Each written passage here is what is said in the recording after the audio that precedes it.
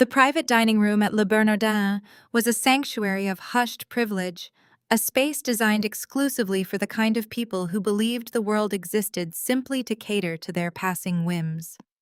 The walls were lined with rich mahogany, the lighting was perfectly calibrated to flatter aging skin, and the air smelled faintly of expensive lilies and chilled truffles.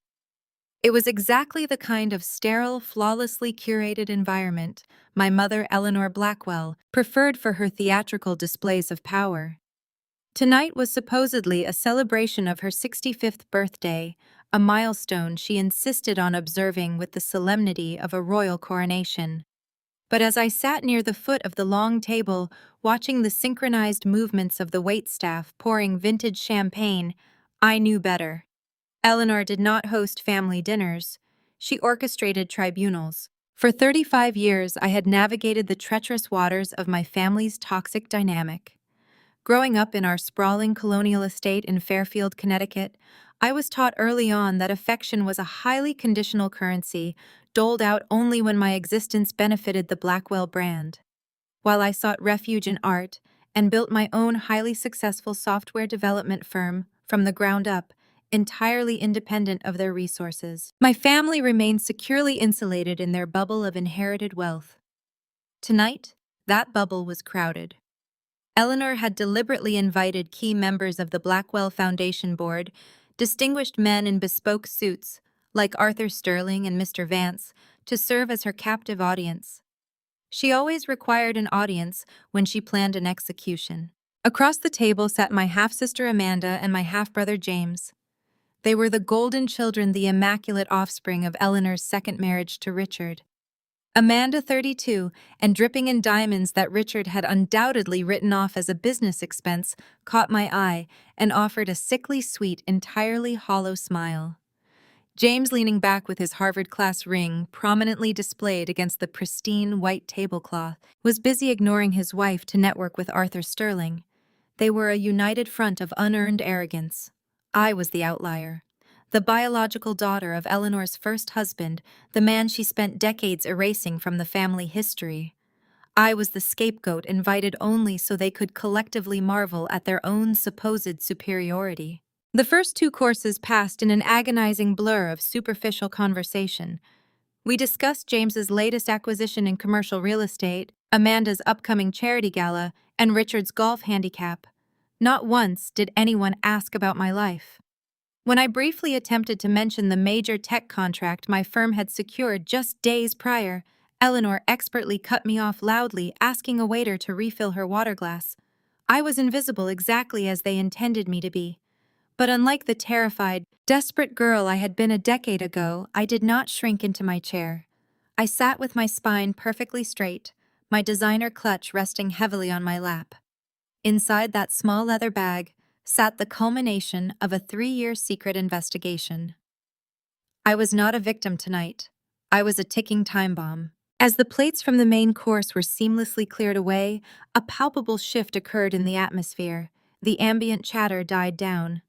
Richard cleared his throat, adjusting his silk tie and giving Eleanor a subtle, orchestrated nod. The performance was about to begin. Eleanor leaned forward. The heavy crystal water glasses trembled slightly as she slammed her manicured hand flat against the mahogany table. The sudden sharp sound cut through the elegant dining room like a gunshot. The waitstaff immediately stepped back into the shadows, sensing the impending volatility. "May I have everyone's attention?" Eleanor announced, her voice carrying the absolute chilling assurance of a woman who had never once questioned her supreme place in the universe. She didn't wait for compliance. She simply commanded it. The board members lowered their forks, their expressions caught somewhere between polite curiosity and sudden discomfort. Eleanor turned her gaze directly toward me. Her eyes were hard, calculating, and entirely devoid of maternal warmth. After considerable reflection, and in consultation with Richard and our legal team, we have decided to remove Cassandra from the primary inheritance structure, she declared. The words hung in the air, heavy and suffocating. The private dining room fell so dead silent that I could hear the faint ticking of the grandfather clock in the hallway outside. It was the ultimate slap in the face, delivered with maximum cruelty in front of the very society she worshipped. She was formally and publicly disinheriting me, attempting to humiliate me into the ground. She expected tears. She expected me to jump up, to beg for forgiveness, to promise to be more compliant, more like Amanda just to keep my name on a meaningless piece of paper. I glanced across the table. Amanda had perfected the exact same condescending head tilt that Eleanor used when someone profoundly disappointed her. A smug, victorious smile played on her lips. She had waited her entire life for this moment, the official confirmation that she was the sole, undisputed daughter of the Blackwell dynasty. James smirked, taking a slow sip of his scotch, thoroughly enjoying the spectacle of my degradation. I did not cry. I did not beg. I did not even let my breathing hitch. The terrified child they had abused and marginalized for decades was dead and buried. Instead of reacting to the manufactured crisis, I slowly reached for my crystal flute of vintage champagne. I brought the glass to my lips deliberately, taking my time savoring the crisp, dry notes of the expensive vintage on my tongue. I set the glass down with a soft, precise clink against the table.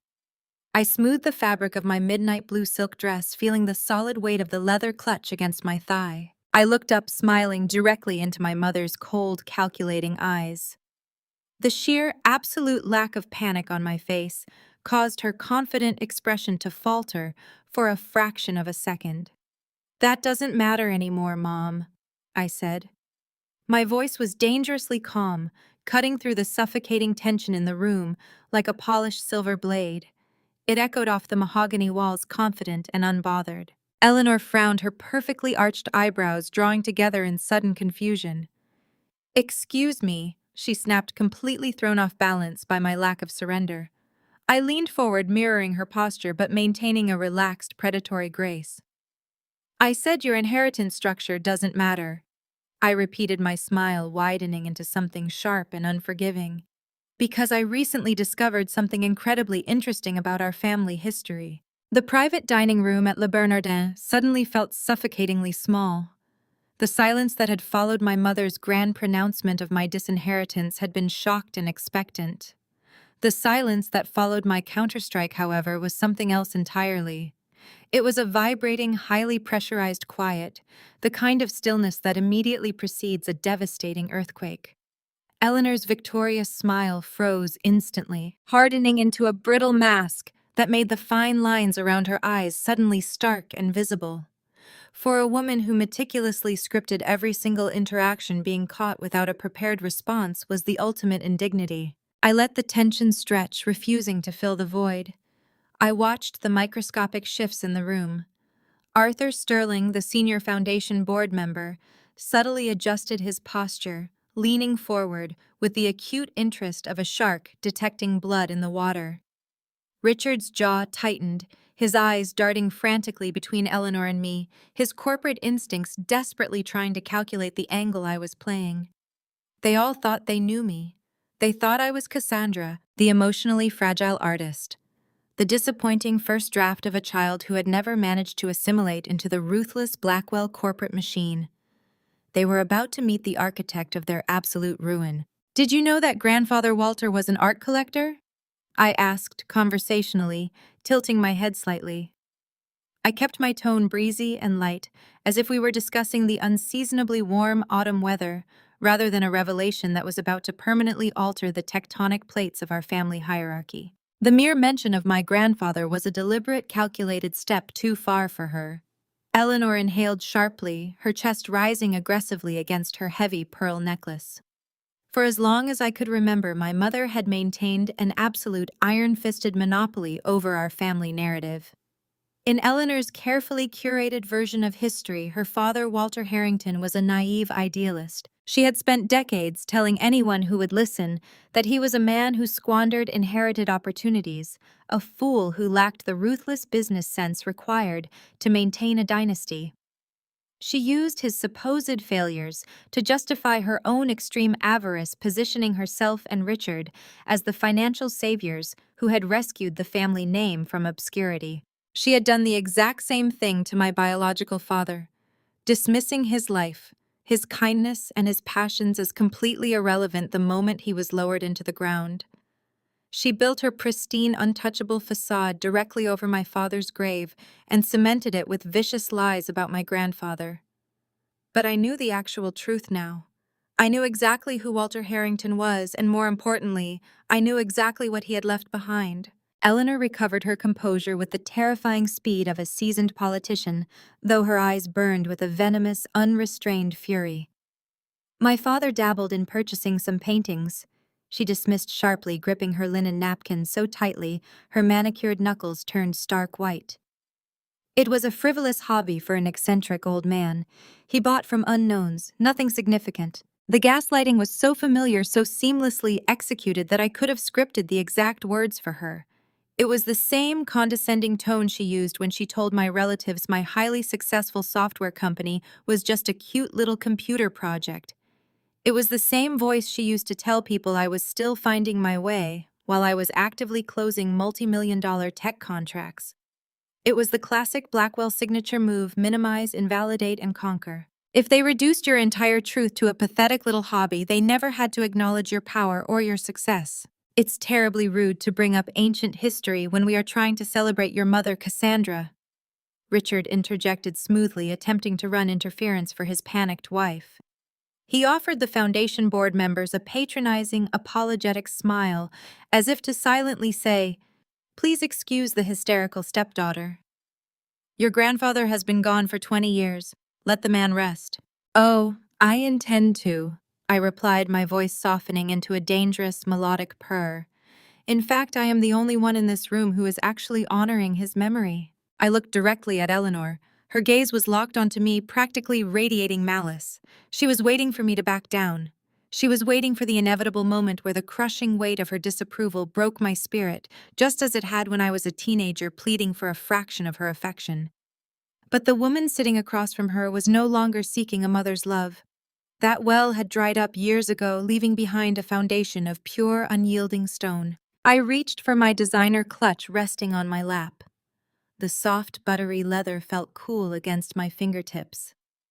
Inside was not lipstick or a compact mirror or any of the superficial armor the women in my family usually carried. Inside was a thick, heavy manila folder.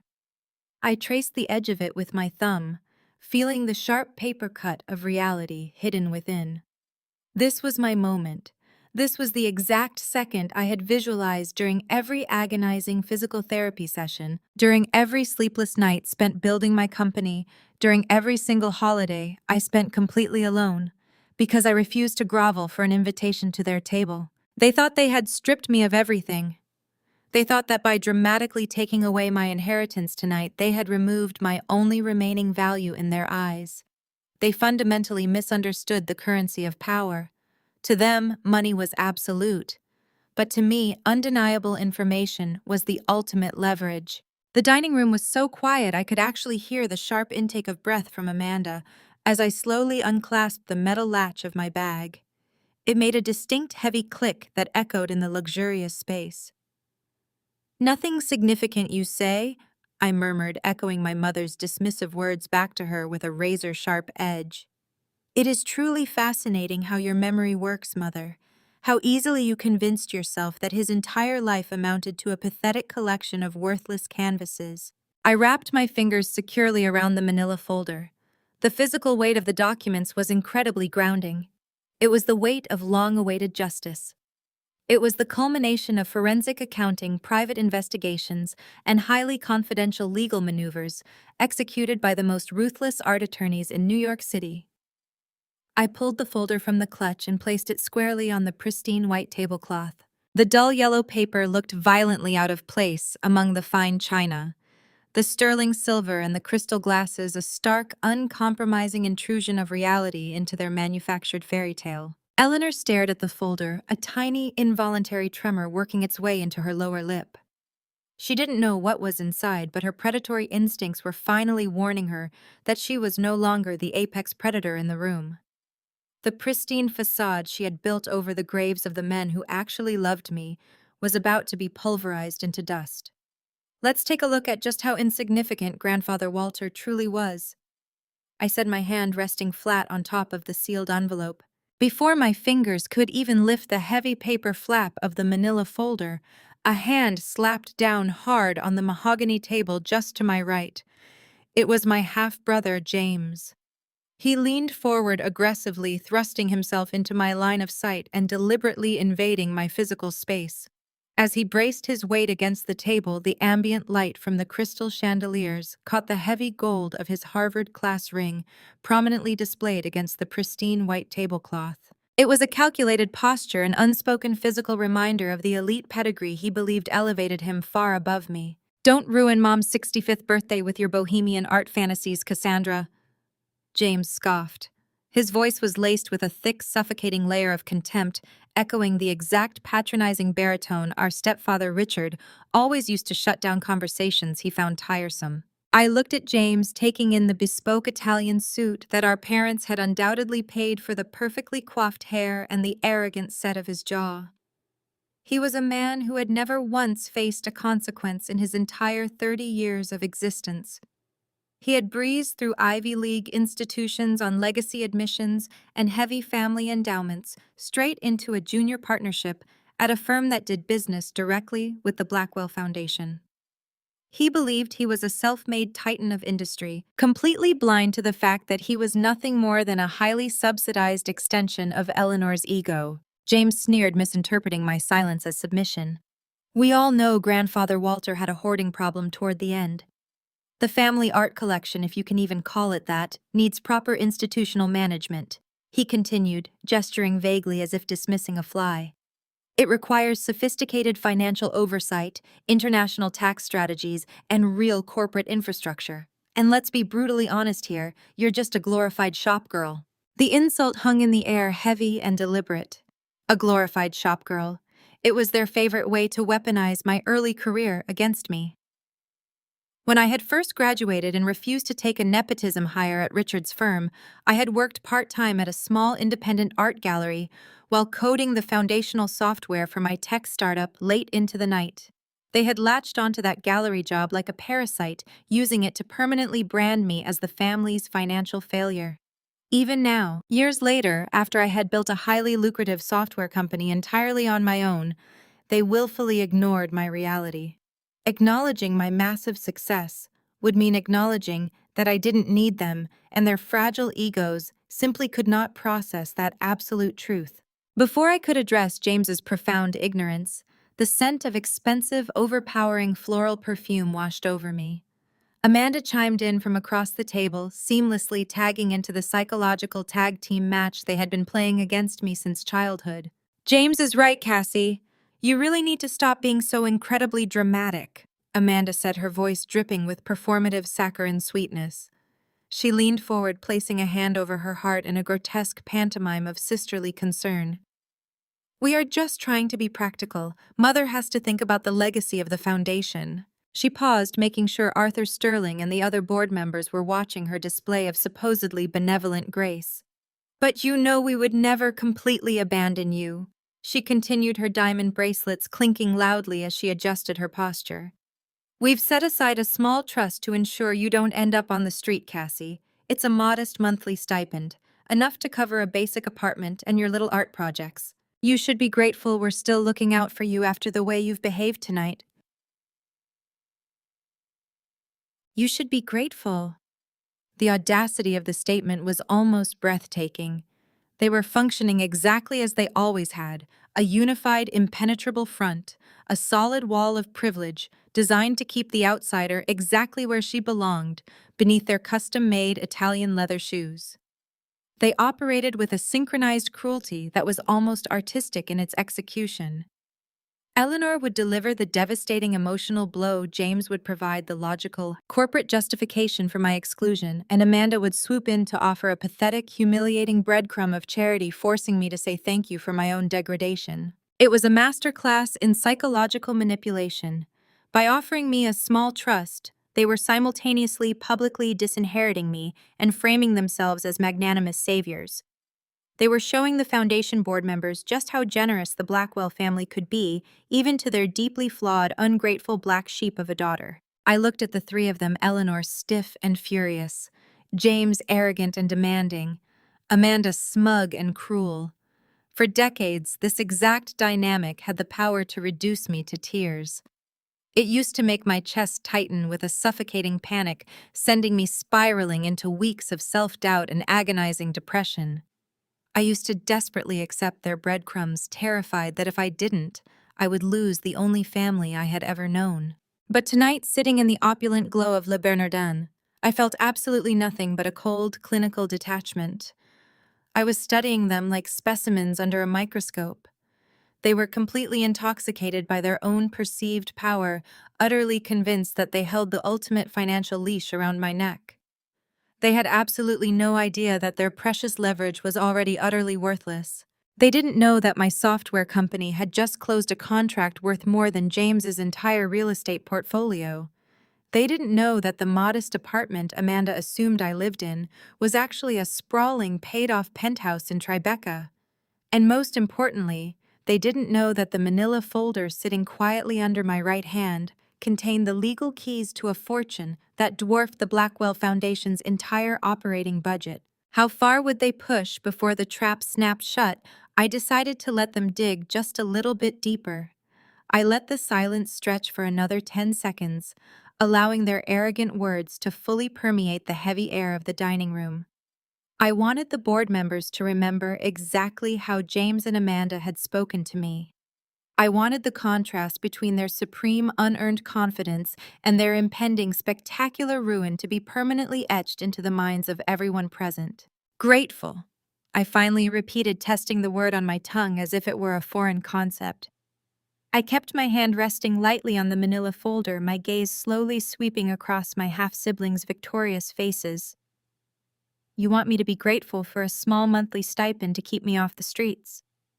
It's more than you deserve, frankly, James muttered, taking a quick, self-satisfied sip of his scotch. That's not entirely accurate, I said softly, my fingers finally sliding under the flap of the envelope.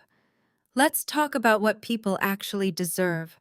I did not look at my half-brother, nor did I spare a single glance for Amanda. They were merely symptoms of the disease. Eleanor was the root cause. I kept my eyes locked entirely on my mother. The self-assured, victorious smirk that had been resting comfortably on her lips began to waver just slightly as she realized I was not rising to their carefully placed bait. I was not defending my career, nor was I crying over their insulting offer of a monthly stipend. I was completely off script, and in Eleanor's meticulously controlled world, deviations from the script were inherently dangerous. I pulled the flap of the manila folder back. The crisp sound of the heavy paper separating seemed magnified in the oppressive, expectant quiet of the private dining room. Inside the documents were meticulously organized a stack of undeniable truth that I had spent the last 3 years gathering, authenticating, and preparing to weaponize. I bypassed the dense legal texts and financial audits, for now reaching instead for the visual evidence. Words could be debated, but undeniable proof demanded submission. I pulled out a single high-resolution photograph printed on thick, glossy archival paper. With a deliberate, unhurried motion, I slid the photograph across the pristine white linen tablecloth. It glided smoothly, coming to a halt directly in the center of the table, perfectly illuminated by the crystal chandelier above. The image was breathtaking. It was a photograph of an early masterpiece by a legendary abstract expressionist, a towering, historically significant figure in the mid-20th century art world. The canvas was a violent, beautiful collision of deep crimson, bruised indigo, and stark, unforgiving white. It was raw, emotional, and undeniably brilliant. For decades, renowned art historians and elite collectors had whispered about this specific piece, assuming it had been destroyed in a fire or permanently lost to the black market during the late 70s. It was a holy grail of modern art, a painting that had simply vanished from public record. Eleanor glanced down at the photograph, her brow furrowing in irritation. To her, art was merely a decorative asset to match the upholstery in her Beacon Hill mansion, or a convenient tax write-off disguised as a charitable donation. She looked at the vibrant explosion of colors with a mixture of confusion and profound disdain. She was waiting for the punchline, entirely unaware that the joke was on her. But Richard Richard was a different breed entirely. While Eleanor traded in social currency and reputation, my stepfather traded in cold hard capital. His entire career was built on evaluating assets, identifying undervalued properties, and ruthlessly maximizing profit margins at the expense of anyone standing in his way. He might not have possessed a genuine soulful appreciation for the emotional depth of the painting, but he possessed an encyclopedic knowledge of market valuations and auction house records. His eyes darted toward the glossy photograph, intending to roll his eyes and dismiss it, but his gaze snapped back instantly. He froze, his corporate instincts suddenly overriding his blind loyalty to his wife's carefully constructed charade. Richard leaned forward, his heavy wooden chair groaning softly in protest against the marble floor. He ignored the polite boundaries of the dinner table, reaching out with a slightly trembling hand to pull the photograph closer to him. He adjusted his bespoke glasses, his eyes narrowing as he scrutinized the unmistakable chaotic brushstrokes and the iconic scrawled signature in the bottom right corner of the canvas. The air in the room seemed to thin out as the gears in his mind aggressively ground into motion, rapidly calculating provenance, Sotheby's auction premiums, and astronomical profit margins. "Where did you get this?" Richard breathed, his voice completely stripped of its usual patronizing baritone. He was no longer looking at the stepdaughter he despised and constantly belittled. He was looking at the physical manifestation of unfathomable wealth. "It belongs to the Harrington estate," I replied, evenly leaning back in my chair and crossing my arms completely at ease. "It has been sitting in a highly secure climate-controlled vault in Philadelphia for the past 20 years. Carefully preserved, meticulously documented, and perfectly untouched."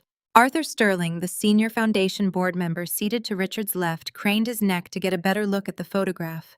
Even from a distance, the historical significance of the piece was undeniable to anyone in their circles. "Is that an original?"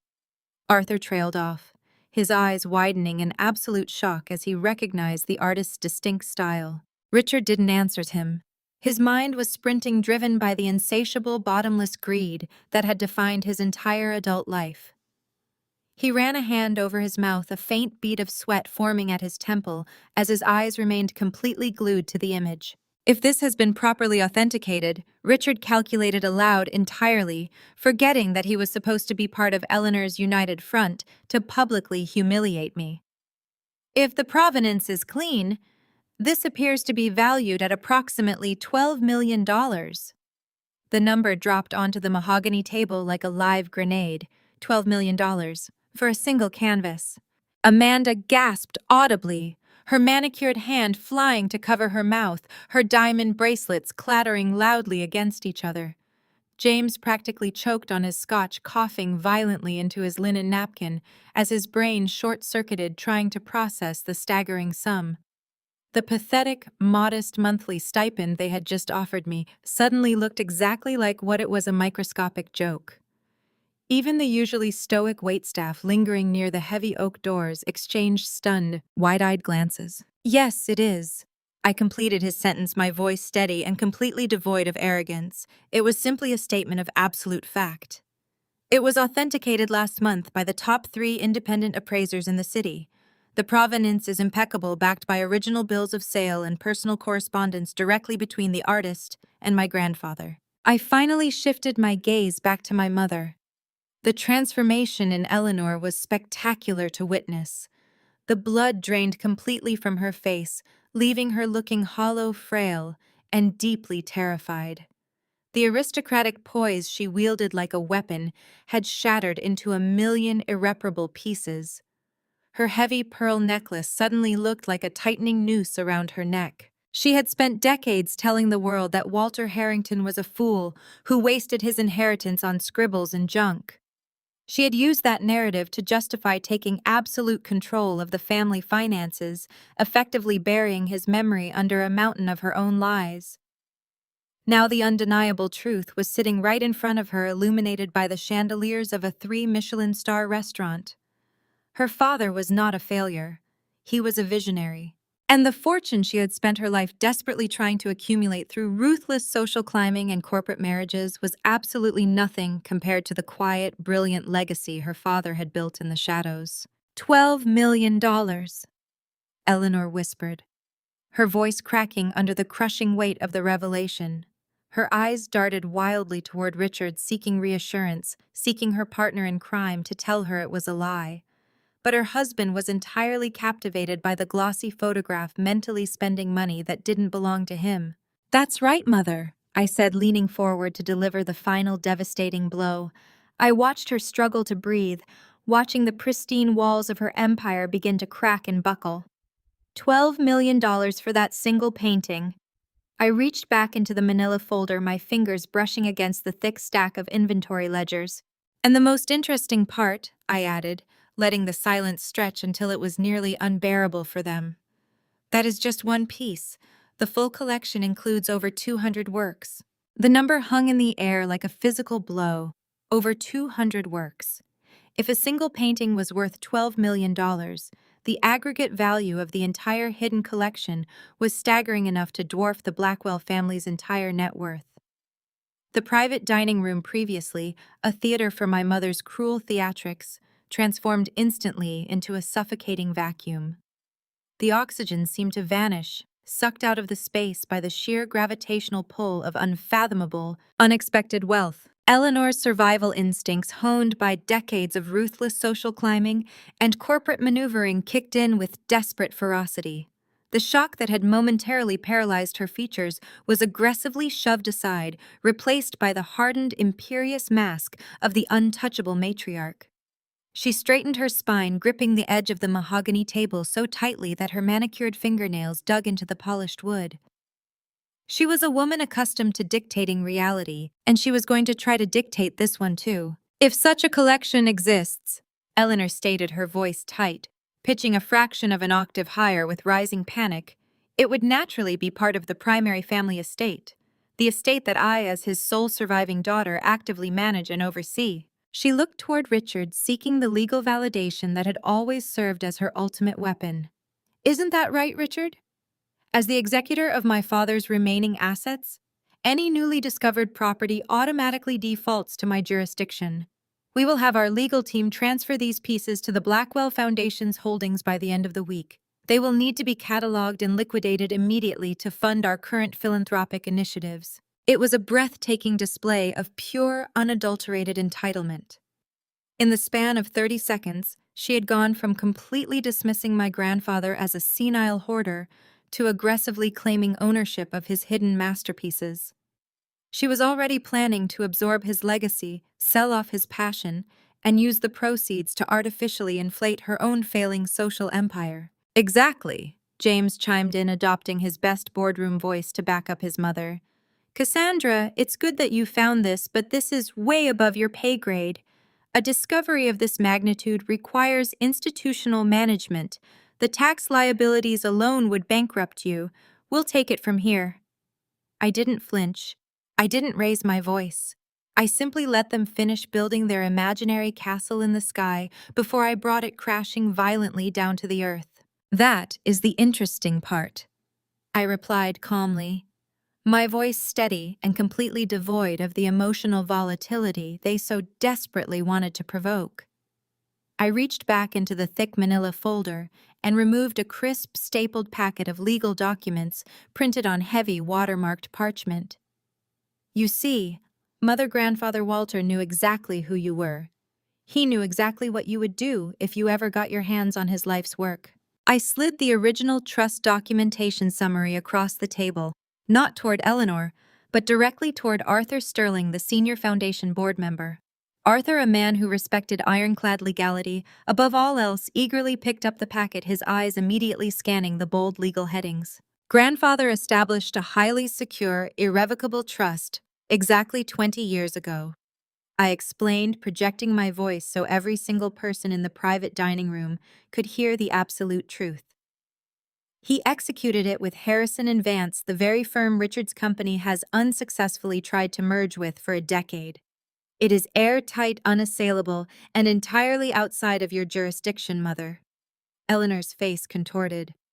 "A trust for whom?" she demanded, her voice cracking. "He named his biological grandchildren as the sole direct beneficiaries." I stated the words, tasting like sweet, long-awaited justice on my tongue. The collection legally belongs to me, my cousin Thomas, and my cousin Sophia.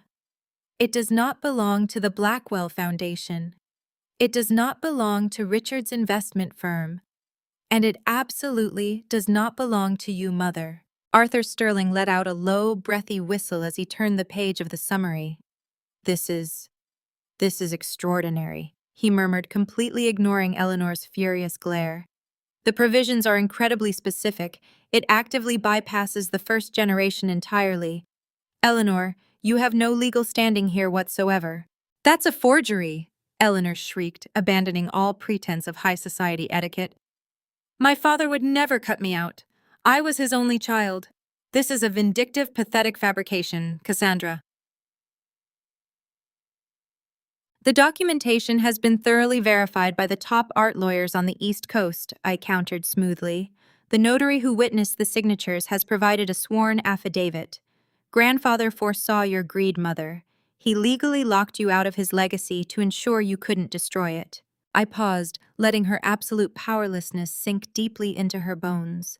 She had spent the evening trying to publicly disinherit me, only to discover that she had been secretly disinherited by her own father 2 decades prior. And since we are discussing the specifics, I continued, turning my gaze toward Amanda and James, who were sitting frozen in their chairs like terrified statues. The trust specifically names the biological grandchildren of Walter Harrington. It does not include step-grandchildren. James's jaw tightened. He realized in that exact moment that he was entirely cut off from the greatest financial windfall this family had ever seen. The smug Harvard elite was suddenly just a spectator to my wealth. But we're family. Amanda stammered, her voice small and entirely lacking its usual condescending bite. We're your siblings, Cassie. We should all share in this. We are only family when it benefits you, Amanda, I reminded her coldly. 10 minutes ago, you were telling me I should be grateful for a pathetic monthly stipend to keep me off the streets. You don't get to claim sisterhood now that the power dynamic has entirely shifted. I looked back at Arthur Sterling, who was reading the final page of the appraisal summary. Mr. Sterling, I prompted gently, would you mind reading the final aggregate appraisal value for the room? Arthur adjusted his glasses, his hands actually trembling as he looked at the bold, underlined number. He swallowed hard, looking up at Eleanor with a mixture of pity and profound disbelief. The total appraised value of the Harrington collection, Arthur read aloud, his voice echoing in the dead silence of the room, is just over $70 million. The number hung in the air like a physical presence, heavy, suffocating, and entirely absolute. Amanda's mouth actually fell open in undisguised, absolute shock, her carefully contoured face slack with disbelief. James gripped his water glass so hard I thought the fine crystal might shatter in his hand. Richard slumped back in his chair, his mind completely short-circuiting as he realized the fortune of a lifetime had been sitting in a vault entirely out of his reach. And Eleanor simply stopped breathing. The illusion of her supreme dominance, the empire she had built on manipulation and cruelty, had just been completely, publicly, and irreversibly annihilated. The suffocating silence in the room was ultimately shattered not by words, but by violent, uncoordinated movement. Eleanor Blackwell, a woman who prided herself on moving through life with the practiced gliding grace of royalty, stood up so abruptly that her heavy mahogany chair tipped backward. It scraped harshly against the polished marble floor, a loud, ugly screech that made the waitstaff standing near the doors physically wince. Her perfectly styled hair trembled, and the expensive diamond drop earrings she wore practically vibrated with her outrage. She slammed both of her manicured hands flat onto the pristine tablecloth, leaning forward as if trying to physically dominate the space, to force the narrative back into the neat, cruel little box she had designed for it. "This is absurd," she managed to say. Her voice was no longer the cultured melodic instrument she used to charm foundation donors. It was thin, shrill, and cracking severely at the edges. Her perfect composure was finally fracturing the cracks, spreading rapidly across the porcelain mask she wore for the world. My father would never have created a trust that bypassed me completely. I was his daughter. I am the rightful executor of his legacy. This is a stunt. A sick, elaborate, pathetic stunt you've orchestrated just to ruin my birthday. I did not flinch. I did not lean away from her sudden aggressive posture. For years, this exact display of maternal wrath would have sent me shrinking into myself, apologizing profusely for slights I hadn't even committed, just to restore the fragile peace of our household. But the spell was permanently broken. I looked at her, truly looked at her, and saw nothing but a terrified, powerless woman desperately clinging to the absolute illusion of control. "But he did, Mother," I replied, my voice remarkably soft, forcing her to strain to hear me over the ringing in her own ears. "He did exactly that. The documentation has been thoroughly verified by top art lawyers. The trust is ironclad, executed with a level of legal precision that your own attorneys couldn't unravel in a lifetime." I tapped the manila folder gently with my index finger, maintaining unwavering eye contact. "You spent your entire life underestimating him, assuming his quiet nature meant he was weak. But he saw right through you. He knew that the moment he passed you would liquidate his life's passion to buy another vacation home or fund another of Richard's failing corporate mergers." To my right, the frantic, rapid clicking of a smartphone keyboard broke the momentary standoff. James, the golden boy, who just moments ago had confidently declared me a glorified shop girl, was practically hyperventilating. He was hunched entirely over his phone, furiously typing, his thumbs flying across the glass screen. He was likely texting his personal attorney or perhaps a senior partner at his firm in a blind, absolute panic. I could almost read his frantic messages. "Is it possible? Can a trust bypass step-grandchildren? Can we contest it?" The sheen of cold sweat on his forehead was highly visible now under the bright chandeliers. The $70 million revelation had completely shattered his worldview. In James's reality, he was the primary heir, the smartest person in the room, the one destined to inherit the earth. Discovering that a fortune of this magnitude existed, and that he was legally explicitly barred from touching a single cent of it, was causing a visible system failure in his brain. He didn't even look up as he typed, completely ignoring his mother's emotional breakdown in favor of attempting to save his own financial skin. Sensing the catastrophic loss of control, Richard finally attempted to step in. He recognized that Eleanor's shrieking and James's visible panic were only serving to further alienate Arthur Sterling and the remaining board members who were watching the family implosion with horrified fascination. Richard smoothed his silk tie, took a deep breath, and dropped his voice into the placating, resonant baritone he usually reserved for hostile board meetings and calming, skittish investors. "Cassandra. Cassandra, let's all take a deep breath." Richard began, holding his hands up in a gesture of false surrender. He adopted a look of deep paternal concern that genuinely made my stomach turn. "This is clearly a highly complex, emotionally charged situation. If what you are saying is true, and I say if, then this requires further discussion in a much more private setting." He gestured toward the board members, offering them a tight, incredibly apologetic smile. "Family matters of this magnitude shouldn't be announced publicly. It's unseemly. Let's put these documents away, finish our dinner, and we can schedule a meeting with our respective counsels in my office on Monday morning to sort this all out quietly." The sheer breathtaking hypocrisy of his request was almost comical. Family matters shouldn't be announced publicly. I leaned back in my chair, resting my hands in my lap, and let a slow, genuine smile spread across my face. I looked around the opulent private dining room, taking in the half-eaten plates of lobster, the crystal champagne flutes, and the captive audience of Foundation executives they had deliberately assembled for this exact occasion. "I agree completely, Richard," I said, my voice echoing clearly in the sudden tense quiet. "Family matters shouldn't be announced publicly." I locked eyes with him, letting the warmth bleed entirely out of my expression, replacing it with pure ice. "Yet here we are. You and Eleanor specifically chose a public venue surrounded by your professional peers to announce that I was being stripped of my inheritance. You wanted an audience for my humiliation. You wanted these distinguished gentlemen to witness you cutting me out of the Blackwell dynasty, all to stroke your own fragile egos." I gestured toward Arthur Sterling, who was nodding slowly, clearly understanding the toxic dynamic that had just been fully exposed. You set the stage, Richard. You invited the guests. I am simply providing the evening's entertainment. Richard's jaw clenched so tightly I thought his teeth might actually crack. He had absolutely no rebuttal. He had been completely outmaneuvered in his own arena, choked by his own hypocritical rules. But since we are already airing out the family laundry in public, I continued seamlessly, shifting the power dynamic once again. I reached down to my leather clutch, which was still resting heavily against my leg. We might as well be thorough. The $70 million art collection was grandfather's secret. But you have secrets too, don't you, Richard? Secrets that are deeply buried in the Blackwell accounts.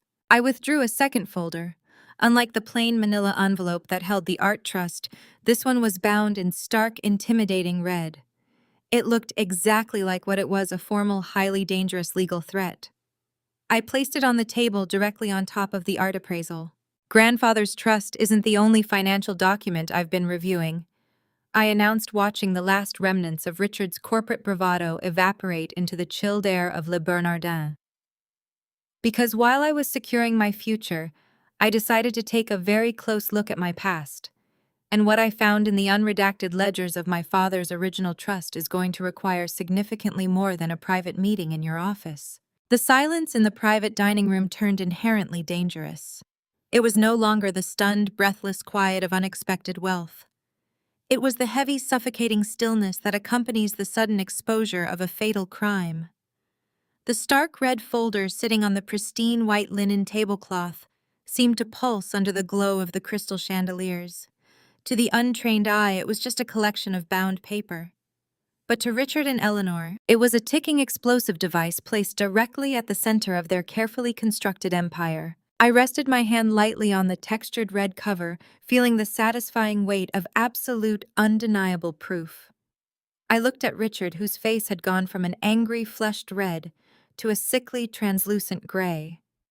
The corporate titan who had just moments ago offered to manage my grandfather's art trust was now visibly sweating, his eyes darting toward the heavy oak doors as if calculating the physical distance to his escape. Earlier this evening, I began, my voice deliberately soft, forcing everyone in the room to lean in to hear me. Amanda graciously offered me a modest monthly stipend, and you, Richard, generously offered to help me make wise decisions regarding the management of complex assets. I flipped the red cover open. The first page bore the unmistakable, deeply embossed seal of an independent, highly prestigious financial auditing firm. It was a seal that Arthur Sterling and the other board members immediately recognized, one that commanded absolute industry respect. So, I continued, tracing the embossed seal with my index finger. Let us help you make wise decisions about the way you helped yourselves to funds from my biological father's trust. I don't know what you're talking about, Eleanor snapped. The denial was automatic, a deeply ingrained reflex, but it came a fraction too quickly. Her voice lacked its usual imperious weight. It was brittle and hollow, the sound of a woman blindly stepping off a cliff and desperately hoping gravity wouldn't apply to her. Don't you, Mother? I asked pointedly, pulling a summarized ledger from the folder and holding it up. Because the math tells a very different, highly specific story. When I turned 25, the age my father stipulated I was to receive the principal balance of his estate, you told me the market had been unkind. You told me the investments had severely underperformed, and that I should be grateful there was anything left at all. Eleanor's throat bobbed as she swallowed hard. She looked away, entirely unable to meet my eyes. For years you conditioned me to believe I was financially incompetent. I stated, the memories of her relentless gaslighting simmering to the surface. You used that manufactured incompetence to justify maintaining control, but 3 years ago I secretly hired an independent financial advisor and a team of forensic accountants to review the trust Dad established for me. It took them months to untangle the web, but they found exactly where the money went. Richard suddenly slapped his hand flat against the table. Trust management often requires complex reallocation of assets to ensure portfolio stability. He barked, his defense mechanism aggressively kicking into high gear. We were diversifying. The market was incredibly volatile during those years. We managed those funds to the best of our ability within the legal parameters of our guardianship. You didn't diversify, Richard. You cannibalized. I corrected him smoothly, sliding a heavily highlighted spreadsheet across the table directly toward Arthur Sterling. The senior board member hesitated for a second before his own fiduciary instincts took over, and he pulled the document closer to inspect it. Significant exorbitant management fees had been systematically extracted on a quarterly basis. I explained, narrating the undeniable evidence now sitting in Arthur's hands. But that wasn't the worst of it. The forensic audit revealed several massive unauthorized capital injections into Blackwell commercial real estate projects that mysteriously underperformed, filed for bankruptcy, and then quietly dissolved. James, who had been completely paralyzed by the revelation of the art trust, suddenly looked up. His eyes widened as the devastating reality of his own career foundation began to crack. "The downtown commercial properties," James whispered, staring at his stepfather with growing horror. "You used her trust fund to bridge the loans on the downtown properties before the 2015 merger." "Exactly," I said, offering my half-brother a cold, entirely devoid smile. "Your stepfather funneled nearly $4 million of my inheritance into his failing commercial real estate ventures to artificially inflate the Blackwell investment portfolio. He used my dead father's money to subsidize his own bad bets, and Mother signed every single transfer authorization to make it happen." Arthur Sterling dropped the spreadsheet onto the table as if the paper itself were physically burning him. He looked at Eleanor, his expression twisting into a mask of profound, unadulterated disgust. "Eleanor," Arthur said, his voice trembling with outrage, "you commingled private trust assets to cover corporate deficits you stole from your own daughter." "I was protecting the family," Eleanor shrieked, her voice echoing wildly off the mahogany walls. The aristocratic mask was completely gone, replaced by a cornered, vicious animal. "The market was crashing. We needed liquidity to save the Blackwell legacy. You were just a child, Cassandra. You didn't understand how the world works. We provided you with a life of absolute luxury. You provided me with the life of conditional tolerance, subsidized by my own stolen money." I shot back, my voice rising to effortlessly dominate hers. "You bought Amanda's designer cars and funded James's Ivy League tuition using the inheritance my father bled for. I have the paper trail of your embezzlement laid bare in front of the very board members you were trying to impress tonight." The two board members exchanged a horrified, silent glance. They were sitting at a table with confessed felons. The liability to the Blackwell Foundation was catastrophic. Arthur began aggressively shoving his arms into his suit jacket, preparing to flee the blast radius. The illusion was entirely shattered. The Golden Children were finally realizing that their flawless, privileged lives were built on a foundation of theft and fraud. The money that had funded their arrogance was stolen directly from the sister they had spent their entire lives mocking. But Amanda, whose entire identity was inextricably tied to her superiority and her flawless public image, could not process the collapse of her reality. Cornered, humiliated, and facing the sudden evaporation of her wealth, she resorted to the family's favorite, most destructive tactic, completely destroying the messenger. Amanda stood up, her chair rocking violently behind her, her face twisted in a mask of pure, desperate malice. She was preparing to launch the final, most unforgivable attack she possessed. Amanda, cornered, humiliated, and watching her entire flawlessly curated reality disintegrate before her very eyes, resorted to the family's favorite, most destructive defense mechanism. She relentlessly attacked my credibility. Unable to dispute the ironclad legal trust or the devastating financial audits sitting on the table, she instinctively pivoted to the ultimate trump card they had used to silence me my entire life. She weaponized my sanity. "You are clearly having a severe mental health crisis," Amanda shrieked, her voice echoing shrilly against the mahogany panels. She pointed a trembling, manicured finger at me, her face flushed a mottled, ugly red. "You are making wild, false accusations again because you are completely unstable. You printed out a bunch of fake documents to ruin Mother's birthday because you are deeply, deeply sick." She slammed her palm violently onto the table, rattling the silverware. "This is exactly like what happened 3 years ago, just like when you claimed I pushed you down those stairs at the hospital." The room drew a sharp, collective breath. Arthur Sterling froze midway through putting on his suit jacket, his eyes darting between the two of us. The atmosphere in the private dining room plunged from corporate scandal directly into the chilling territory of physical violence. The memory unbidden and razor-sharp flooded my mind. 3 years ago, the harsh sterile smell of antiseptic, the echoing quiet of the hospital stairwell. Our grandmother had been in her final days, and she had just informed Eleanor that she was leaving her vintage jewelry collection and a significant portion of her remaining estate directly to me, completely bypassing Amanda. Amanda had followed me into the isolated stairwell, her face twisted with the same envious rage she was displaying right now. The argument had been brief and incredibly vicious. She had screamed that I was a parasite, that I was manipulating a dying woman. And then as I turned my back to walk down to the lobby, I felt it. The sudden forceful impact of both her hands shoving violently against my shoulder blades. I remembered the terrifying sensation of weightlessness, the sickening sound of my own body repeatedly hitting the hard concrete edges of the stairs, and the agonizing snap of my collarbone and 3 ribs.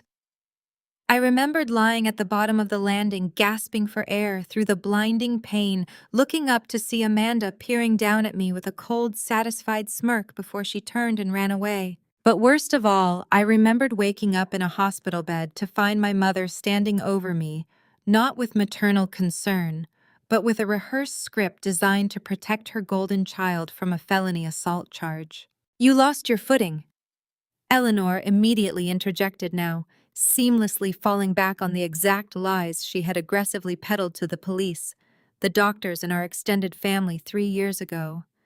Her maternal defense mechanisms flared to life, shielding Amanda from the horrifying truth.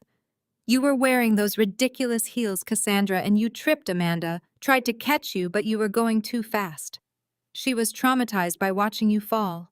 "That's right," James chimed in, desperately clinging to the familiar narrative, eager to invalidate everything I had just exposed.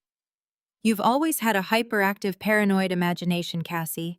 You get stressed, you lash out, and you invent these elaborate delusions where everyone is out to get you. This whole dinner, these fake documents, it's just another one of your psychotic breakdowns. You need serious psychiatric help." I sat perfectly still, observing the flawless synchronization of their psychological warfare. This was the Blackwell playbook at its most refined.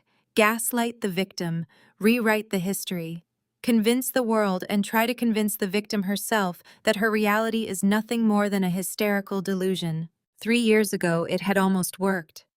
Laying in that hospital bed, heavily medicated and completely isolated, surrounded by a family united in their lie, I had almost doubted my own memory. They had paid off the right people, threatened the hospital administration with massive lawsuits, and completely silenced the investigation. They had left me to heal from shattered bones while they attended society galas, quietly whispering to their friends that poor Cassandra was struggling with her mental stability. They thought that because they had successfully rewritten history 3 years ago, they could easily rewrite it tonight. They looked at me, their faces twisted with a mixture of faux pity and aggressive condescension, fully believing they had just successfully discredited the $70 million trust and the undeniable evidence of their massive embezzlement.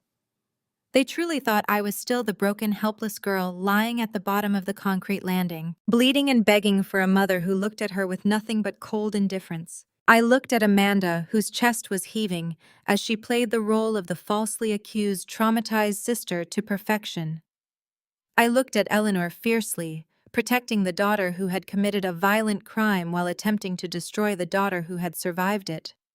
And I looked at James and Richard, cowardly hiding behind the skirts of this monstrous lie to protect their stolen wealth. I didn't argue. I didn't scream. I didn't desperately defend my sanity or cry out for justice the way I once would have. I simply let their desperate, shrill voices bounce harmlessly off the impenetrable armor I had spent the last 3 years forging in the absolute truth. They were relying on old tactics, operating under the fatal assumption that they still held all the power. They believed that if they just yelled loudly enough, their lies would magically become the truth.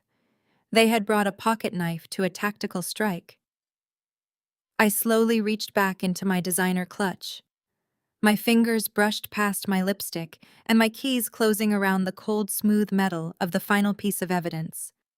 Did they really think I came unarmed? The screaming continued for a few moments longer, a chaotic, desperate symphony of aggressive gaslighting. Amanda's shrill accusations and James's demands for my psychiatric evaluation bounced harmlessly off the invisible shield I had constructed around myself.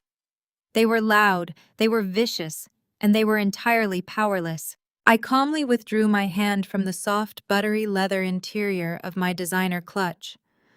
I wasn't holding another manila folder, nor was I holding a printed document that Richard could blindly dismiss as a forgery.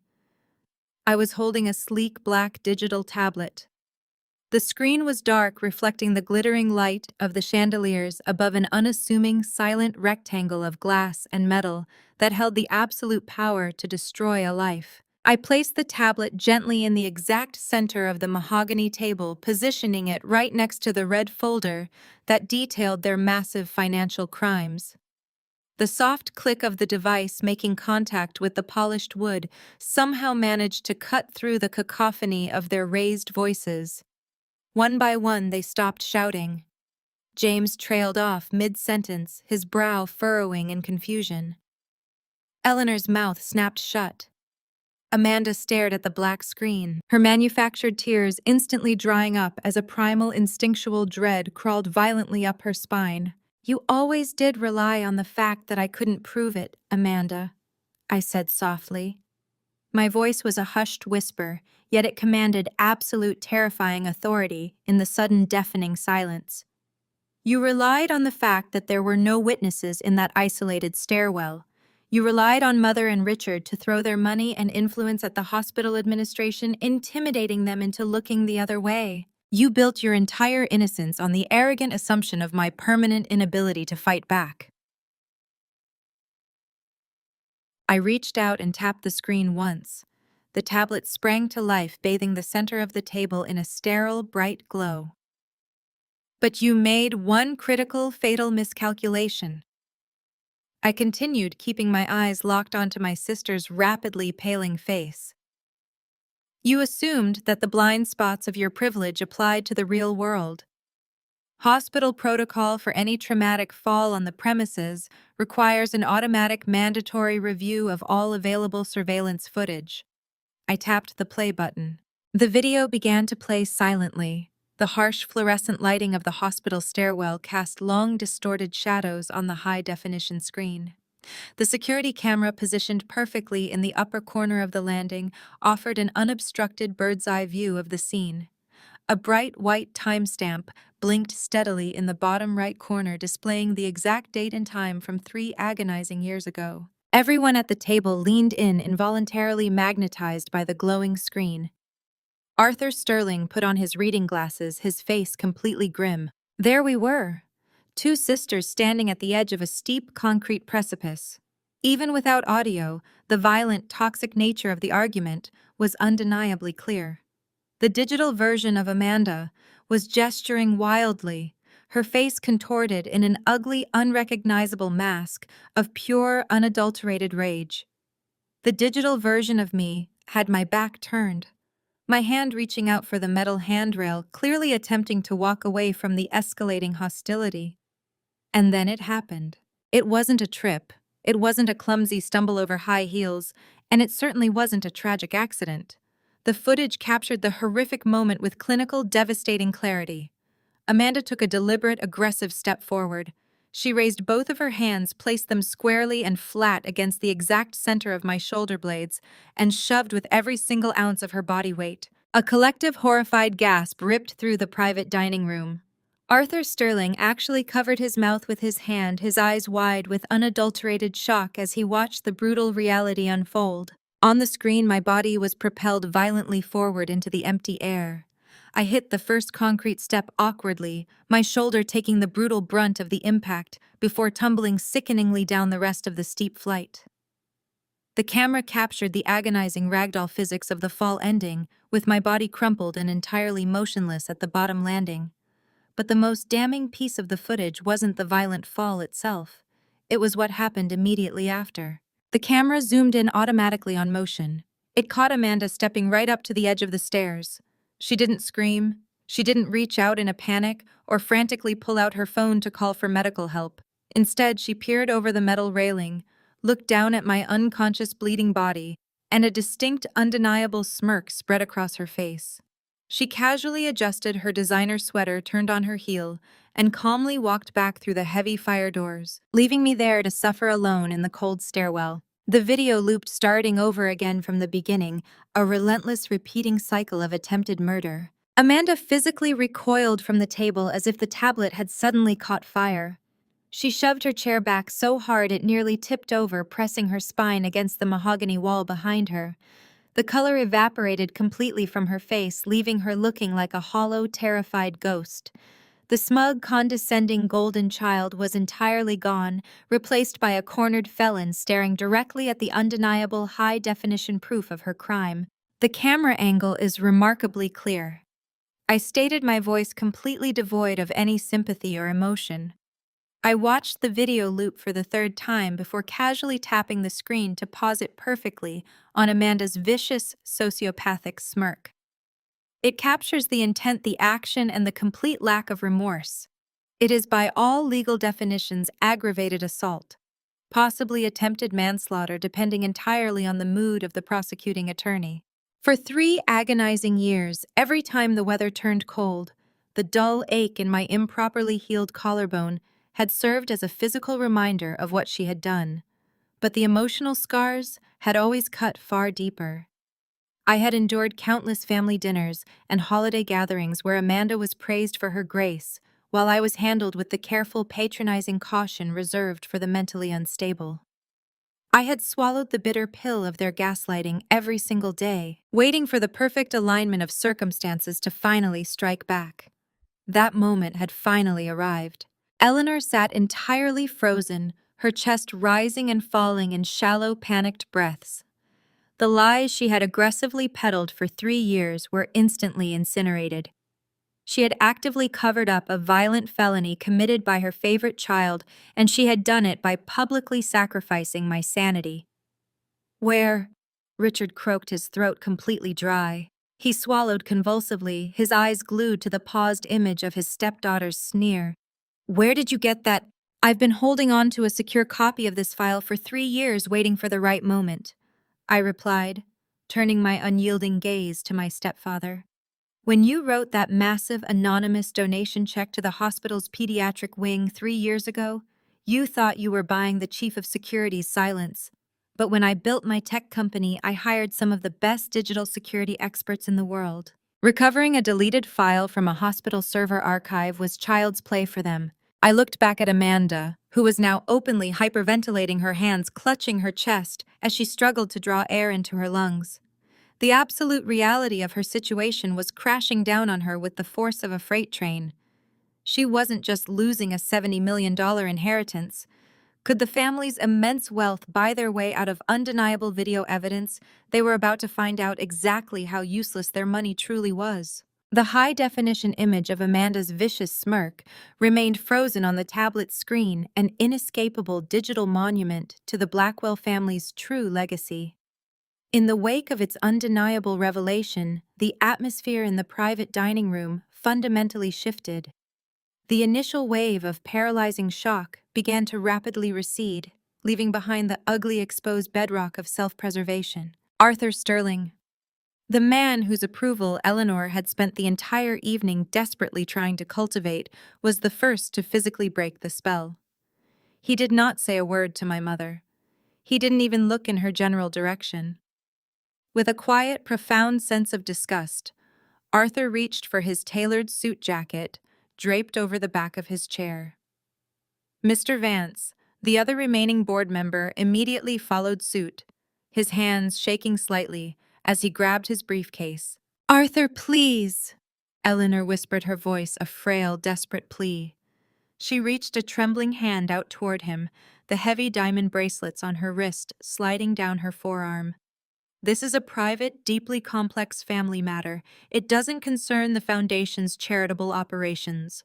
Arthur paused near the heavy oak doors of the private dining room. He turned back, his expression etched with a mixture of pity and absolute revulsion. when the core integrity of the managing directors is completely compromised. Eleanor, the foundation is inherently compromised, Arthur stated firmly, his voice devoid of any of his usual high society warmth. I will be tendering my formal resignation in the morning effective immediately, and I highly suggest you retain criminal defense counsel. Good evening. He didn't wait for a response.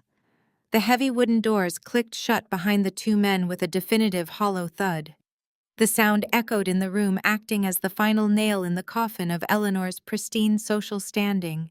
The outside world had officially left the building, sealing the Blackwell family inside their own toxic, inescapable nightmare. But Richard was a survivor. He was a corporate predator who had spent his entire adult life navigating hostile takeovers, navigating bankruptcies, and finding the microscopic loopholes that allowed him to walk away from disasters relatively unscathed. As the doors closed, his face transformed.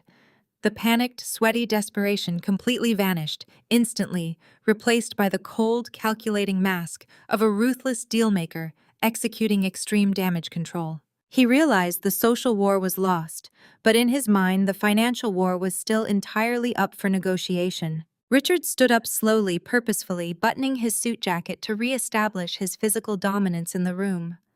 He leaned over the mahogany table, resting his knuckles on the white linen, deliberately invading my space. He looked at the red financial folder, then at the glowing tablet, and finally, at me. He was sizing me up desperately, searching for the terrified, compliant girl he had bullied for 20 years. Cassandra, I need you to think very carefully about what you are doing right now, Richard warned. His voice was low, resonant, and dripping with an insidious, highly calculated threat. It was the exact tone he used to terrify junior executives into submission.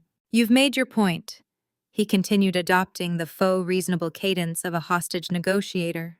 You are angry. You feel you were treated unfairly, and perhaps mistakes were made in the past. But what you are attempting to do here tonight will result in mutual destruction. If that footage goes public, if those audits are leaked to the press, the Blackwell name will be ruined. And make no mistake, your name is still tied to ours. He paused, letting the heavy threat hang in the stagnant air, ignoring the fact that I had intentionally severed that tie years ago. But it doesn't have to end this way. Richard proposed, his eyes narrowing into predatory slits. We are businessmen, Cassandra. Let's look at this purely as a transaction, a mutually beneficial arrangement. I didn't blink. I simply watched him work, fascinated by the sheer, unadulterated moral bankruptcy of the man. If you sign a binding statement withdrawing these ridiculous claims, Richard instructed, laying out the terms of his extortion, and if you sign a legal proxy transferring the management of the $70 million art trust to the Blackwell family office, we can make this all go away. We will handle Amanda's indiscretion completely privately. The footage disappears, the audits are shredded, and you walk away with a guaranteed, highly lucrative annual dividend for the rest of your life. He was attempting to hold my silence hostage. He was explicitly offering to bury a felony assault charge to actively protect the golden child from federal prison in direct exchange for me surrendering my grandfather's entire $70 million legacy to him. He was treating Amanda's freedom and my inheritance as mere commodities to be traded across a dinner table. Before I could even process the breathtaking audacity of his offer, Eleanor chimed in. Her social empire was in ashes, but she saw Richard's extortion attempt as a lifeline. She leaned across the table, her eyes wide with a terrifying, entirely fabricated maternal warmth. Cassie, please listen to him, Eleanor begged, weaving her toxic, twisted psychology into Richard's blackmail. Family protects family. You remember when you were younger and you struggled with your focus? We always made sure you had the right guidance. Amanda just needs guidance right now. She made a youthful mistake. A youthful mistake. Attempted murder. Sometimes the kindest, most profound form of love is structural guidance, Cassie, Eleanor pleaded, actually managing to force a single perfect tear to trace its way down her cheek. We can put this whole ugly mess behind us. We can finally be the united family you've always wanted. Just sign the management papers. Be the bigger person. Do this for me, for your mother. I sat in my chair listening to the dual symphony of their manipulation. Richard's cold, calculated extortion layered perfectly over Eleanor's cloying emotional blackmail. For over 3 decades, this exact combination of tactics had been their fail-safe. They had spent my entire life installing the invisible buttons they were currently trying to press: the desperate need for approval, the fear of abandonment, the conditioned instinct to sacrifice my own well-being to keep the Blackwell peace. They looked at me with eager, hungry anticipation. Amanda had stopped hyperventilating, holding her breath as she waited for me to fold, fully expecting me to buy her freedom with my grandfather's fortune. They were absolutely convinced that the black sheep would finally bend to the crushing pressure, that I would surrender my truth for the illusion of their love. I looked at the glowing tablet, then at the red folder, and finally at the 3 people who had made my life a living hell. The silence stretched heavy with the weight of a lifetime of trauma waiting for my final answer. Would the black sheep finally bend to the pressure? No, I said simply. The single syllable fell from my lips with the quiet, devastating force of a gavel striking solid oak. It was a remarkably short word, entirely uncomplicated, yet in the sprawling, toxic history of the Blackwell household, it had always been strictly forbidden. To say no to Eleanor was to invite days of psychological warfare. To say no to Richard was to invite immediate financial ruin and verbal degradation. For over 3 decades, I had been meticulously conditioned to swallow that word, to choke on it, and to bury it deep under layers of forced apologies and desperate compliance. But tonight, delivered in the center of that opulent private dining room, the word tasted incredibly sweet. It tasted like absolute liberation. Richard blinked, physically taken aback, as if I had suddenly spoken to him in a dead, incomprehensible language. His broad shoulders stiffened, the faux negotiator mask slipping entirely to reveal the boiling, unrestrained rage bubbling just beneath the surface. He was a corporate titan, a man who dictated terms and aggressively crushed dissenting opinions. He did not accept blunt rejections from people he considered to be infinitely beneath him. "What do you mean, no?" Richard demanded, his face darkening with a sudden violent rush of angry blood. The veins in his thick neck pulsed visibly against the starched white collar of his bespoke shirt. He leaned closer across the pristine tablecloth, his large hands gripping the edge of the mahogany table, so tightly his knuckles turned a stark bruised white. He was attempting to use his physical size and his booming baritone to intimidate me back into my designated corner. "This isn't a game, Cassandra. I am offering you the absolute only viable exit strategy you have. If you refuse this deal, you will unleash a media and legal firestorm that will obliterate everything. You will be entirely cut off." "I mean exactly what I said. No," I replied, keeping my voice perfectly level, completely unbothered by his aggressive posturing. I didn't shrink back into my chair. I didn't break eye contact. I held his furious stare with cool, clinical detachment. "I mean, I will not sign any of your fraudulent proxy documents. I will not hand over the legacy my grandfather deliberately kept hidden from your greedy hands. I will not drop the criminal assault charges against your daughter. And I will absolutely not pretend that any of this didn't happen to protect your fragile reputation." I placed my hands flat on the white linen and slowly stood up. The movement was deliberate, unhurried, and entirely in control. I smoothed the soft fabric of my midnight blue silk dress, feeling the elegant, heavy drape of it against my skin. Standing up changed the physical and psychological dynamic of the room entirely. For the first time all evening, for the first time in my entire life, I was physically looking down at them. They were seated, effectively trapped in their heavy mahogany chairs, surrounded by the undeniable physical evidence of their own spectacular ruin. "All my life," I continued, my voice echoing clearly in the cavernous, breathless silence of the private dining room, "you have actively taught me that my feelings do not matter. You taught me that my physical safety does not matter. You taught me that my career, my art, and my achievements do not matter simply because they did not directly serve the Blackwell brand or feed into your manufactured public image." I turned my downward gaze to Eleanor. The single perfect manufactured tear that had been resting on her contoured cheek had dried up completely, replaced by a look of naked, shivering terror.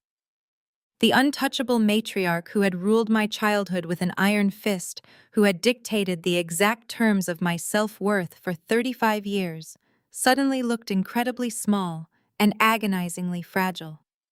Stripped of her social armor, abandoned by her foundation board members, and cornered by her stolen wealth, she was nothing more than a hollow, terrified shell of a human being. "You dare to talk to me about love and structural guidance, Mother?" I asked, the word mother sounding entirely foreign on my tongue, completely stripped of any lingering emotional weight. "Your love was always a highly transactional weapon.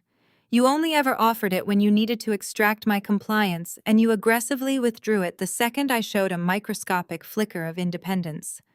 Covering up a violent felony assault committed by your golden child isn't love. It is criminal complicity.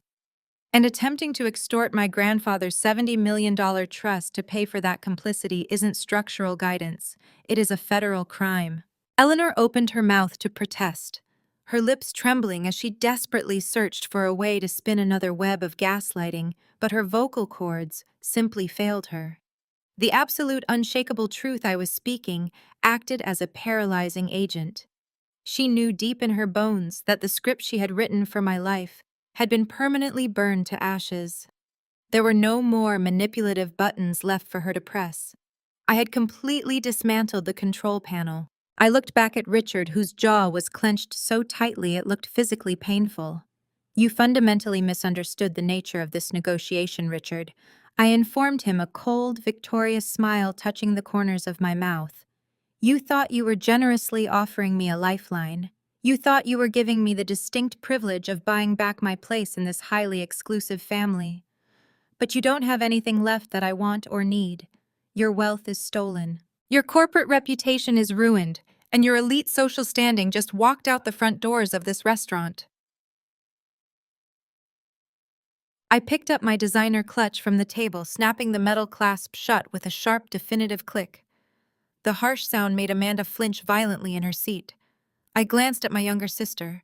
She was staring at me with wide, horrified eyes, her chest heaving erratically. The impenetrable golden protective shield she had relied on her entire life to shield her from consequences had just completely irreversibly failed. She realized in that terrifying moment that her parents' stolen money and fading influence could no longer save her from the reality of her own horrific actions. The specter of a courtroom of handcuffs and of a concrete prison cell was rapidly closing in around her throat. "I don't need your desperate extortion deals," I announced to the room at large, feeling the oppressive, suffocating weight of my childhood finally and permanently lifting off my shoulders. I looked down at my mother one last time, feeling absolutely no pity, no anger, and no lingering need for her impossible validation. I was entirely free. "I don't need your toxic conditional charity. I don't need to be included in your fraudulent will, and I certainly do not need to be included in your fake pristine family portraits." I took a purposeful step away from the table, turning my body toward the heavy oak doors. The exit was clear, unobstructed, and incredibly inviting. "I have my own path now," I said, finalizing the absolute refusal. Behind me, the fragile, deeply flawed architecture of the golden child's ego finally buckled under the unbearable, crushing pressure of undeniable accountability. The declaration of my absolute independence hung in the air, a definitive period at the end of a 35-year sentence. For a fleeting second, the room was suspended in a state of suspended animation, the kind of absolute breathless stillness that immediately follows a catastrophic lightning strike before the thunder finally rolls in. Then the shockwave finally hit Amanda. The transition was not gradual. It was a spectacular, instantaneous collapse. Amanda suddenly dropped heavily into her mahogany chair, as if the bones in her legs had instantly turned to liquid. The aggressive, upright posture she had maintained all evening, the haughty tilt of her chin, the squared shoulders designed to project effortless superiority, evaporated entirely. Her chest heaved with a sudden, violent gasp that sounded shockingly loud in the oppressive silence of the private dining room. The smug, condescending smirk that had been permanently plastered across her perfectly contoured face dissolved into a mask of pure, unfiltered panic. For her entire life, Amanda had operated under a very specific golden rule. Actions did not have consequences, provided you had the Blackwell name attached to your credit card. She had floated through elite private schools, Ivy League sororities, and high society galas, protected by an impenetrable, invisible force field of maternal indulgence and stepfatherly hush money. Whenever she broke a rule, totaled a luxury vehicle, or viciously bullied a peer, Eleanor would swiftly arrive with a rehearsed excuse and a checkbook. Amanda was the ultimate golden child, entirely insulated from the harsh, unforgiving realities of the world. But as she stared at the glowing tablet still resting on the table, looping the undeniable high-definition footage of her committing a violent felony, that force field permanently shattered into a million irreparable pieces. The realization that she was entirely exposed, that her pristine reputation was about to be dragged through the brutal machinery of the criminal justice system, triggered a full-blown psychological meltdown. The arrogant smirk dissolved into full-blown hysterics. Tears thick and fast began to flow freely, ruining her expensive, meticulously applied makeup. Dark streams of mascara ran down her cheeks, leaving ugly, jagged streaks across her pale foundation. She covered her face with her trembling, manicured hands, letting out a series of high-pitched, guttural sobs that bordered on a hyperventilating scream. "It was an accident," Amanda wailed, her voice muffled by her shaking hands. She abandoned her earlier aggressive claim that I had simply lost my footing. The lie was no longer sustainable against the reality looping on the screen. "I swear it was an accident. We were arguing, and I was just so angry, and I just reached out. I didn't mean to do it. I never meant to push her so hard." It was a breathtakingly pathetic display. The swift, desperate pivot from absolute denial to admitting partial responsibility while heavily minimizing her intent was classic Amanda. Even in the face of undeniable video evidence showing her deliberately planting both hands on my back and shoving with all her might, she was still instinctively attempting to manipulate the narrative. She wanted it to be framed as a tragic mishap, a momentary lapse in judgment, fueled by sisterly friction, rather than the calculated sociopathic act of violence it truly was. She was begging for the loophole, the gray area where she could once again play the victim of unfortunate circumstances. "I just wanted her to stop walking away from me," she sobbed, rocking back and forth in her chair, her diamond bracelets clinking erratically against the table. "You know how she gets. She was being so stubborn, and I just wanted her to listen.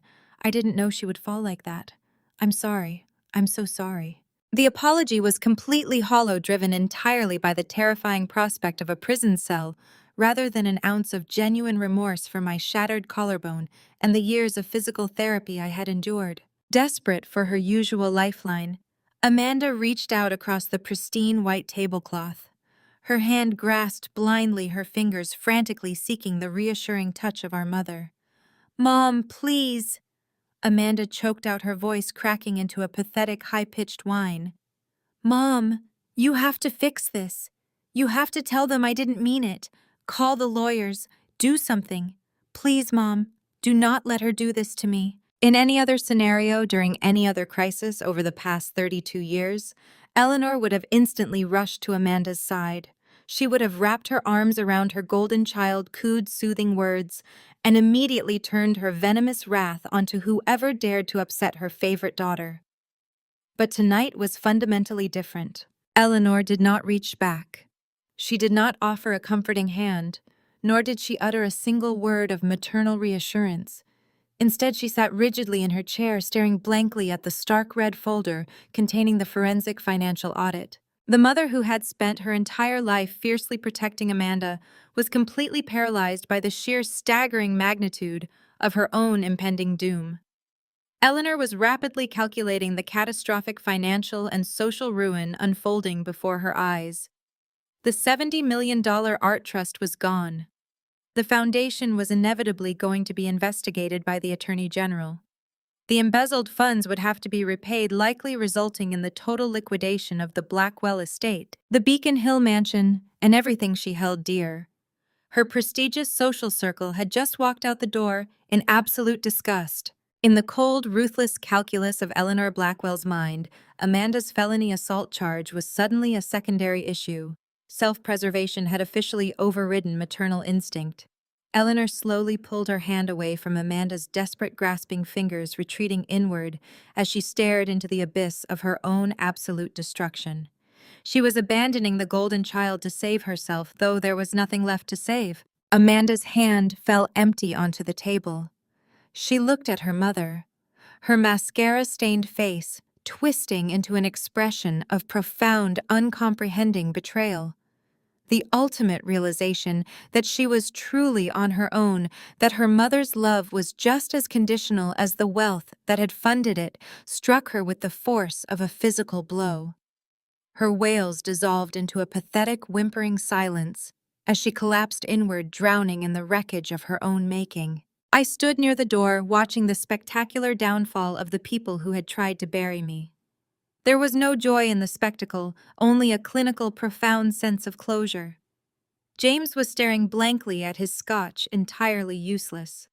The Ivy League education and corporate bravado had evaporated, leaving behind a terrified boy who suddenly realized his trust fund was a mirage built on stolen money. He didn't offer a word of comfort to his sister. He didn't even look at her. Richard, too, had completely withdrawn from the emotional fallout. His eyes were glazed over, staring at the far wall as he mentally drafted his legal defense against federal embezzlement charges. He was a rat, actively calculating the fastest route off a sinking ship, completely indifferent to the drowning crew. The perfect, flawless Blackwell family had finally been exposed, their toxic bonds instantly disintegrating under the crushing pressure of undeniable accountability. They were crumbling into pathetic, isolated islands of guilt and terror right in the middle of a Michelin-starred restaurant. The performance was officially over and the curtain had violently fallen. The private dining room at Le Bernardin was designed to offer the ultra-wealthy an illusion of total isolation. Thick mahogany walls, heavy velvet curtains, and solid oak doors were supposed to guarantee that the vulgar realities of the outside world could never penetrate the sacred bubble of high society. But as Amanda's pathetic, breathless whimpers echoed against the crystal chandeliers, it became agonizingly clear that the isolation was a myth. The walls were not entirely soundproof, and the heavy oak doors had not completely muffled the shrill, violent crescendo of our confrontation. The remaining guests in the private room, the silent, invisible workforce that kept the illusion running, had completely stopped pretending not to listen. During the first 2 courses of the evening, the waitstaff had moved around the table with the synchronized, silent grace of ghosts. They were highly trained professionals accustomed to pouring $1,000 bottles of wine while completely ignoring the casual cruelty and petty squabbles of their wealthy patrons. But tonight, the invisible boundary between server and served had violently ruptured. Standing near the mahogany sideboard, a young sommelier gripped a linen napkin so tightly his knuckles were white, his eyes darting between the glowing tablet on the table and Amanda's mascara-streaked face. 2 servers stood paralyzed near the service entrance, their polite professional smiles entirely replaced by expressions of raw, unadulterated shock. They had just witnessed a prominent Boston socialite publicly confess to a violent felony assault, while her corporate titan stepfather was exposed for laundering millions in stolen trust funds. The immaculate Michelin-starred environment was suddenly overflowing with the stench of common, desperate criminality. Eleanor sensed the shift in the room. For a woman whose entire existence was predicated on the absolute envy and respect of others, the realization that she was being judged and pitied by the restaurant staff was a psychological torture far worse than the impending financial ruin. The money could potentially be fought over in court, but her flawless public reputation was bleeding out on the pristine white tablecloth, and everyone was watching it die. Her fragile ego, violently rejecting the catastrophic reality of the situation, triggered a deeply pathological defense mechanism. She simply could not process the fact that she had lost. She could not accept that she was the villain in a room full of witnesses. If the reality was too horrific to accept, her diseased mind instinctively decided to completely manufacture a new one. Eleanor abruptly scrambled to her feet. The sudden jerky movement lacked all of her usual practiced elegance. She smoothed the front of her expensive designer dress with trembling hands, frantically trying to wipe away non-existent wrinkles. She reached up to adjust her heavy pearl necklace, her fingers fumbling clumsily with the clasp. She forced her facial muscles to contort, stretching her lips over her teeth into a grotesque, terrifyingly wide smile that did absolutely nothing to hide the stark panic burning in her eyes. "Well," Eleanor announced, her voice pitching into a shrill, overly bright, and entirely hysterical tone. She clapped her hands together lightly, the sharp sound echoing bizarrely over Amanda's continued sobbing. "This is all quite unexpected, goodness me. So much excitement for one evening." Richard slowly looked up at his wife, his brow furrowing in profound confusion, as if she had suddenly started speaking in tongues. James pulled his face out of his hands, staring at his mother with wide, horrified eyes. Even Amanda's crying hitched for a fraction of a second as she looked up at the terrifying spectacle of her mother's psychological fracture. Eleanor completely ignored her family's bewildered reactions. She waved a frantic, imperious hand in the air, gesturing toward the paralyzed servers standing near the wall. "Family surprises on my birthday. Just a little theatrical fun," Eleanor declared with a forced, breathy laugh, desperately attempting to spin the revelation of attempted murder and federal embezzlement into a quirky, eccentric parlor game. She was a captain rearranging the deck chairs on the Titanic while the ship was already entirely vertical in the water. "Now I believe it is time to move on. We have completely neglected the menu. Who would like coffee? And perhaps we should see the dessert menus now." The sheer breathtaking absurdity of the request hung in the heavy, stagnant air.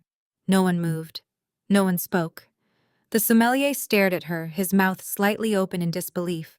She was asking for espresso and chocolate soufflé, while the undeniable evidence of her family's complete destruction sat illuminated in the center of the table. "Garçon!"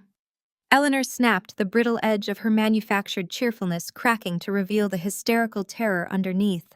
She pointed a shaking finger at the head waiter. "I said we are ready for dessert and coffee. We have much to celebrate tonight. Please bring the menus immediately." The head waiter, a seasoned professional who had likely managed every conceivable disaster in high-end hospitality, finally stepped forward. He did not bring the dessert menus. Instead, he approached the table with a slow, measured gait, carrying a sleek black leather folder. His expression was a masterclass in polite, icy detachment. "Madam Blackwell," the head waiter said, his voice low and incredibly firm, completely lacking the deferential warmth he had offered her at the beginning of the evening. "I am terribly sorry, but the kitchen is currently preparing to close service for this private room." Eleanor blinked, her grotesque smile faltering. "Closing? That is unacceptable. It is my 65th birthday. We have barely finished the main course. We have also received multiple complaints regarding the volume of the disturbance emanating from this room." The head waiter continued smoothly, ignoring her protest. He placed the heavy black leather folder gently onto the table right next to the red audit file and the glowing tablet. "Other patrons in the main dining area are finding their evening disrupted. Management feels it would be best if we concluded your service for the night." It was the ultimate fatal social blow.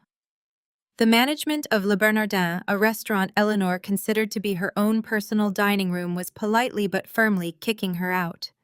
They were treating her not as a VIP, but as a disruptive, unruly patron causing a public nuisance. Eleanor stared at the black leather folder containing the staggering multi-thousand-dollar bill.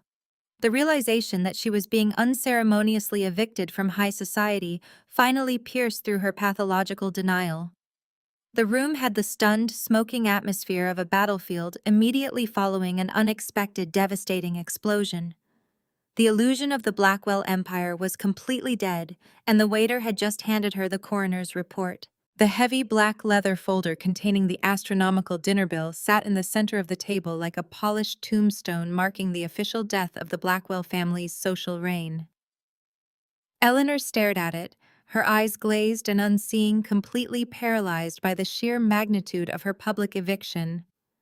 Amanda was reduced to a huddled, weeping mass of ruined designer fabric, and James was staring blankly at the wall, mentally packing up his office at the law firm. But Richard Blackwell did not care about social eviction. He did not care about Michelin-starred restaurants, whispers in the country club, or the devastated tears of his stepdaughter. Richard was a creature composed entirely of calculated greed and corporate aggression. While his wife was drowning in the loss of her precious reputation, Richard was actively swimming through the wreckage, desperately searching for a legal loophole to salvage his stolen wealth. He violently shoved his chair back, breaking the stunned silence. He reached into the breast pocket of his tailored suit jacket and pulled out his smartphone, gripping it so tightly the knuckles of his thick hands turned white. He didn't look at the waiters. He didn't look at the bill. He fixed his bloodshot, furious eyes entirely on me. "We'll fight this, Eleanor," Richard muttered, his voice a low, vibrating growl of pure menace. He began aggressively tapping the screen of his phone, waking up his screen to access his contacts. "Do not let this hysterical girl convince you that this is over. Trust documentation, no matter who drafted it, can always be challenged in probate court." He took a step away from his chair, beginning to pace the small area behind the table like a caged, dangerous animal. His corporate instincts, temporarily derailed by the shock of the $70 million revelation, were forcefully snapping back into place. He was rapidly constructing a defense strategy aloud, attempting to use heavy legal jargon to terrorize me back into submission. "Your grandfather was 82 years old when he supposedly signed those documents," Richard stated, pointing his phone at me like a weapon. "He was elderly. He was eccentric. We will file an immediate injunction on Monday morning claiming diminished mental capacity and undue influence. We have the entire weight of the Blackwell legal team on retainer. I will personally ensure this supposed trust is tied up in endless litigation for the next 3 decades. You will be entirely bankrupt from the legal fees long before you ever see a single solitary canvas from that vault." He paused, a dark, triumphant sneer curling his lip as he thought he had found the fatal flaw in my plan. He stopped pacing and leaned over the table, bracing his weight on his fists. "And let's talk about the art itself, Cassandra," Richard continued, his voice dripping with venomous confidence. "Art of that massive value hidden away in a dark vault for 20 years. The Internal Revenue Service is going to have an absolute field day with you. The tax implications, the inheritance penalties, the required provenance documentation. It is a logistical nightmare. The federal government will seize the entire collection for tax evasion before you can even hang a single piece on a gallery wall. You have absolutely no idea what you are doing. You are a child playing a very dangerous adult game." I sat perfectly still, letting his booming voice fill the room, letting him expend his remaining aggressive energy. He was so incredibly predictable. I had spent the last 3 years visualizing this exact conversation, anticipating every single legal threat he would try to leverage against me. I had hired the best legal minds in the country to play devil's advocate, mercilessly poking holes in my strategy, until it was completely undeniably bulletproof. Richard finished his tirade, breathing heavily, waiting for the familiar look of terror to cross my face. He waited for me to realize I was outmatched. "Already addressed," I assured him. My voice was quiet, incredibly calm, and completely devoid of fear. I reached out and gently tapped the surface of the manila folder. "Every single threat you just listed, Richard. I addressed them all a year ago." I explained, cutting off his only remaining exit route with surgical precision. "You clearly assume Grandfather Walter was as sloppy and arrogant as you are. But he wasn't. He kept meticulous, obsessive records of every single purchase. We have the original handwritten bills of sale, export licenses, and personal correspondence with the artist dating back to the 1950s. Richard's sneer faltered slightly, his eyes narrowing as he tried to process my absolute lack of panic. "As for your IRS fantasy," I continued, offering him a cold, pitying smile, "the collection has already been properly reported to all relevant state and federal tax authorities. The trust possessed enough liquid assets to retroactively settle any outstanding inheritance taxes. The necessary filings were completed, submitted, and legally approved last month. The collection is entirely clean, Richard. The federal government has absolutely no interest in seizing it." You couldn't have..." Richard stammered, the phone in his hand suddenly looking very heavy and entirely useless. "And most importantly," I said, leaning forward to deliver the crushing blow to his litigation strategy. The art itself is no longer sitting in a dormant Philadelphia vault. It was moved 3 weeks ago by a private, heavily armed logistics firm. It is now housed in a highly secure, climate-controlled, undisclosed location that only the trust administrators can access. You can file all the frivolous injunctions you want, Richard. You don't know where the art is, and you don't have the legal authority to find out. I paused, letting the absolute reality of my victory sink deeply into his bones. The legal fortress he thought he could use to crush me was actually a prison built to contain him. He was completely out of moves on the chessboard, but he didn't realize the game had already transitioned from civil to criminal. "You think you're so smart?"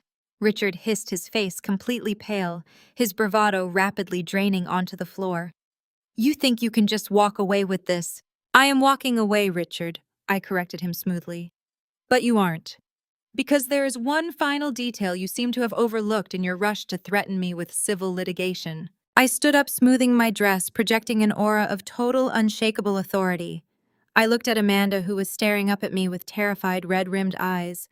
I looked at Eleanor, who was clutching the edge of the table as if it were the only solid object left in the universe. And finally, I locked eyes with my stepfather. My attorney, Elaine Harrison, didn't just prepare the trust documents. I announced, my voice echoing with the devastating finality of a judge delivering a sentence. She was also very busy this morning. While you were getting a haircut for this little birthday dinner, she formally forwarded the hospital security footage of Amanda's assault directly to the district attorney's office. Amanda let out a strangled, horrifying shriek, burying her face back into her hands. Furthermore, I continued, raising my voice just enough to cut over her sobbing. She also submitted the unredacted forensic audit detailing your systematic embezzlement of my stolen trust funds to the Financial Crimes Division of the Attorney General's office. They are actively reviewing the offshore accounts you used to launder the foundation's money. Richard dropped his phone. It hit the hardwood floor with a sharp crack, the screen shattering instantly. "You aren't going to be fighting me in civil court over paintings, Richard." I whispered the words, slicing through the room like a guillotine blade. "You are going to be fighting the federal government in criminal court to keep yourselves out of a concrete prison cell. Checkmate." The single word checkmate echoed against the rich mahogany walls, hanging in the stagnant air of the private dining room like the tolling of a final definitive bell. The sound of Richard's shattered smartphone on the marble floor served as the perfect punctuation to the end of the Blackwell dynasty. The room plunged back into a suffocating, paralyzing silence, broken only by the ragged, erratic sound of Amanda's hyperventilating sobs. No one moved to pick up the broken phone. No one offered a rebuttal.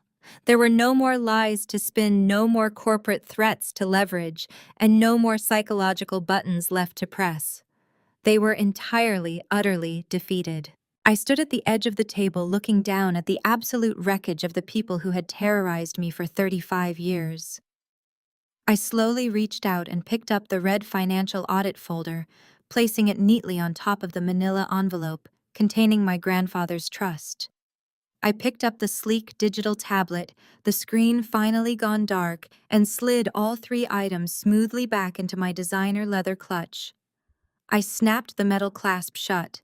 With that simple physical action, the crushing invisible weight of the secrets I had carried for years was finally and permanently gone. For over 3 decades, I had been the designated beast of burden for this family's toxicity. I had carried the suffocating weight of their shame, the agonizing physical memory of the concrete hospital staircase, and the deep, insidious trauma of their relentless financial and emotional abuse. I had allowed them to constantly project their own profound insecurities onto me, accepting the role of the flawed, unstable black sheep just so they could comfortably maintain the illusion of their own perfection.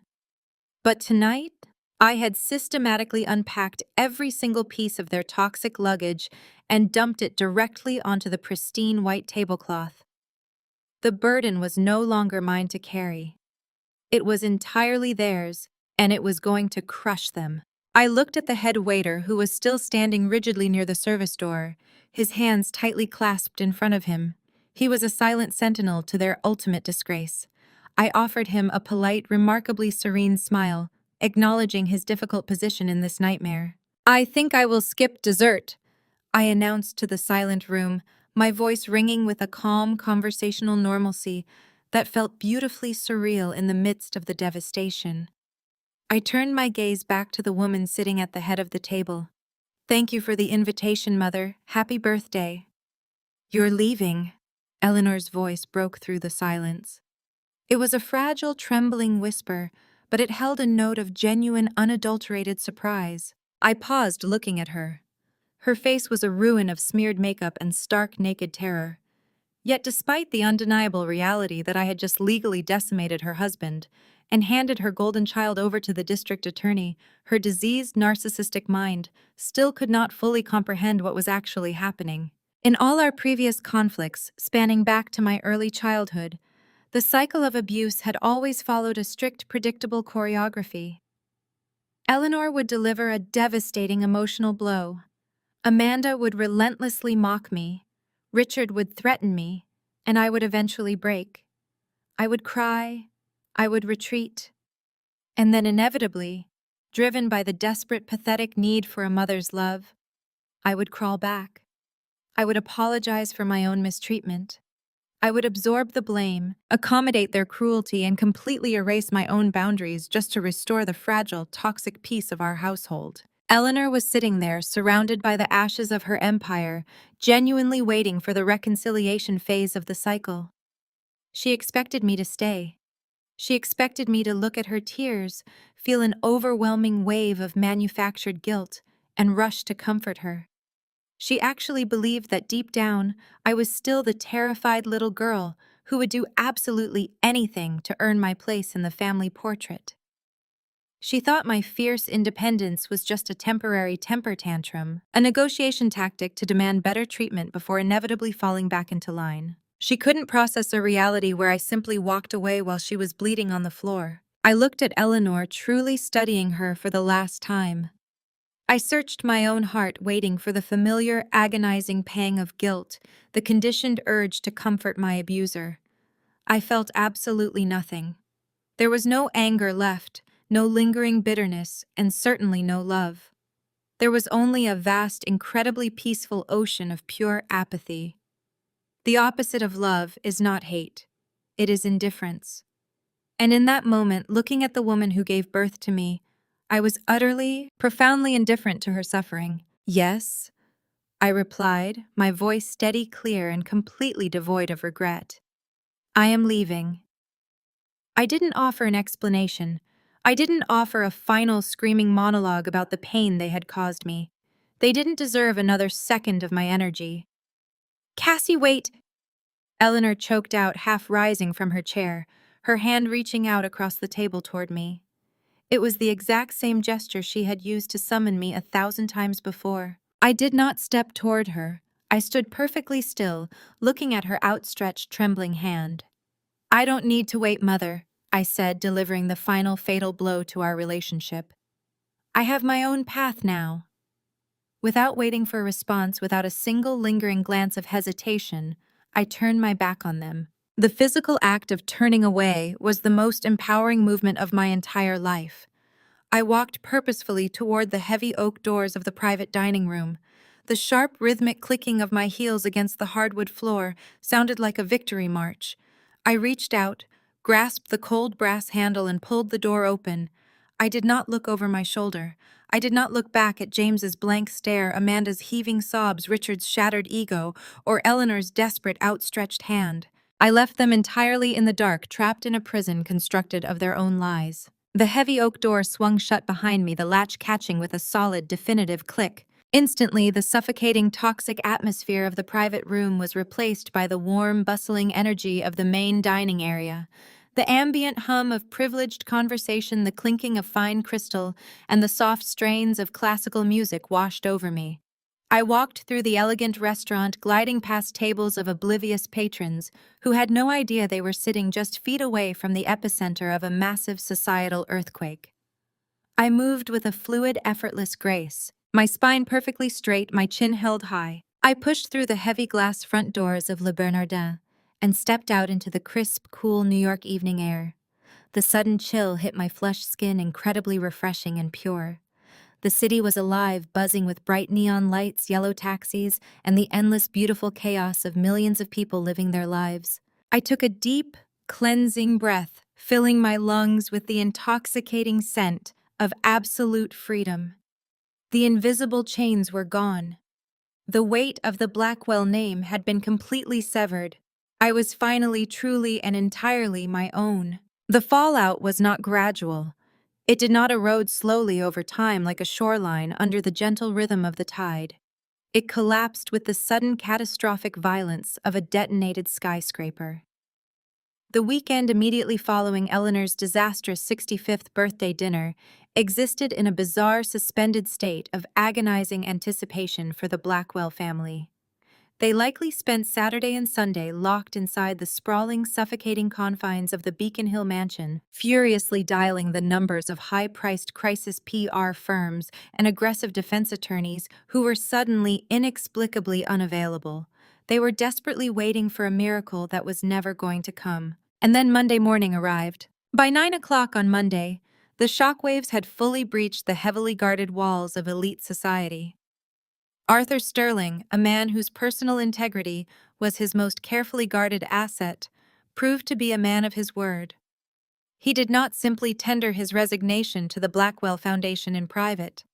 He drafted a highly formalized, legally sterilized letter citing irreconcilable differences regarding fiduciary management and institutional ethics. And he ensured that copies were discreetly couriered to every other influential member of the board. The implication was unmistakable. In the insular hyper-connected circles of Beacon Hill and upper-crust philanthropy, Arthur's sudden departure was the equivalent of a loud blaring fire alarm. The mass exodus began before noon. 3 other prominent board members resigned in rapid succession, completely unwilling to have their pristine reputations splashed across the pages of impending federal indictments. They recognized immediately that the Blackwell name, once a golden ticket to exclusive galas and lucrative tax write-offs, had instantly transformed into a highly toxic radioactive liability. For Eleanor, the social destruction was swift, absolute, and agonizingly silent. She spent Monday morning sitting in her opulent parlor, impeccably dressed in Chanel, waiting for the phone to ring. She expected the usual flurry of calls from her dear friends, the society wives who usually begged for her advice on floral arrangements or charity auction seating charts. But the sprawling house remained eerily, devastatingly quiet. The silence was deafening. When she finally swallowed her immense pride and attempted to call the chairwoman of the prestigious Symphony Gala to confirm her VIP table, the call went directly to a polite, incredibly cold voicemail. Her message was never returned. By Tuesday, the hushed whispers circulating through the country club locker rooms and charity luncheons had mutated into established, undeniable facts. Rumors of a massive embezzlement, a disinherited daughter taking total control of a hidden art fortune, and a violent assault cover-up spread like wildfire.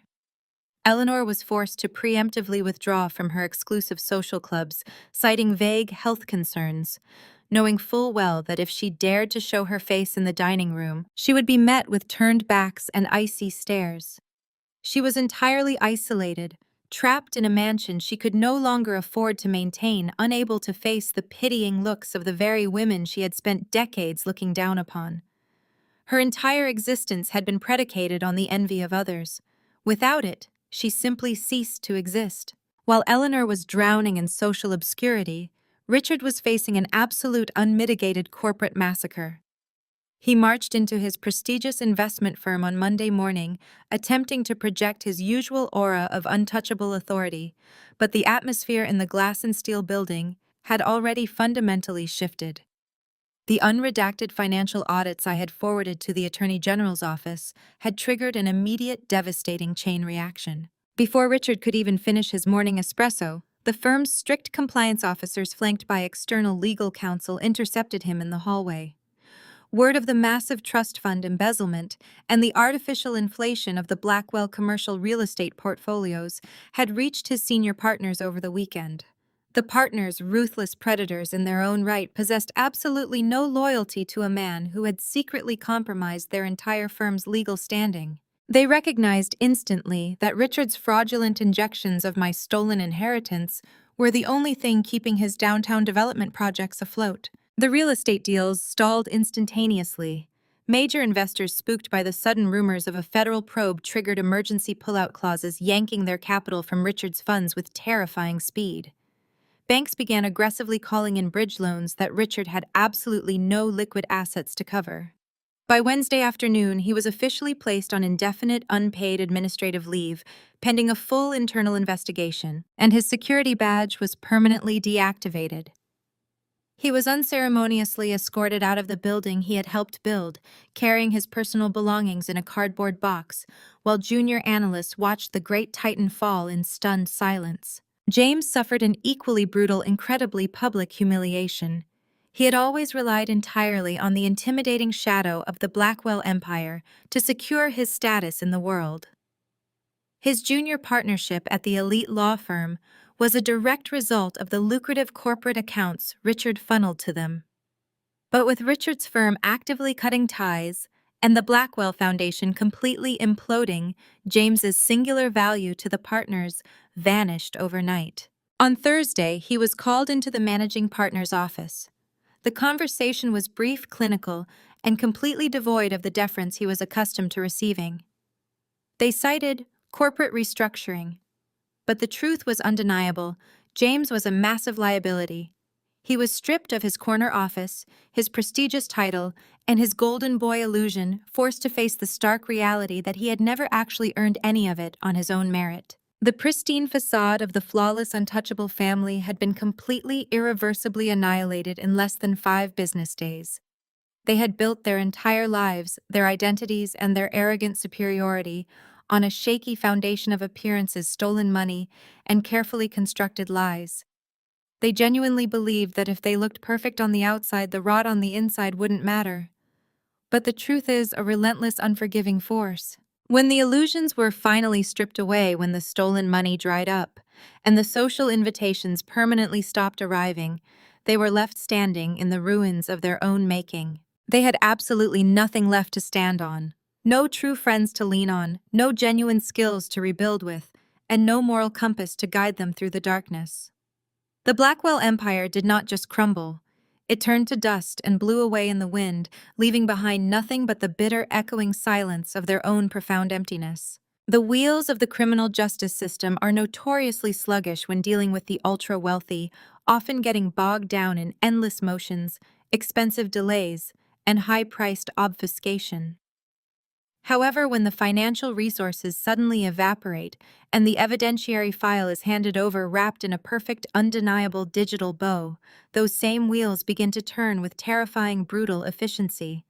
The district attorney's office presented with the unedited, time-stamped hospital security footage of Amanda's violent assault did not hesitate for a single second. The sheer sociopathic malice captured in high definition left absolutely no room for alternative interpretations or creative legal defense strategies.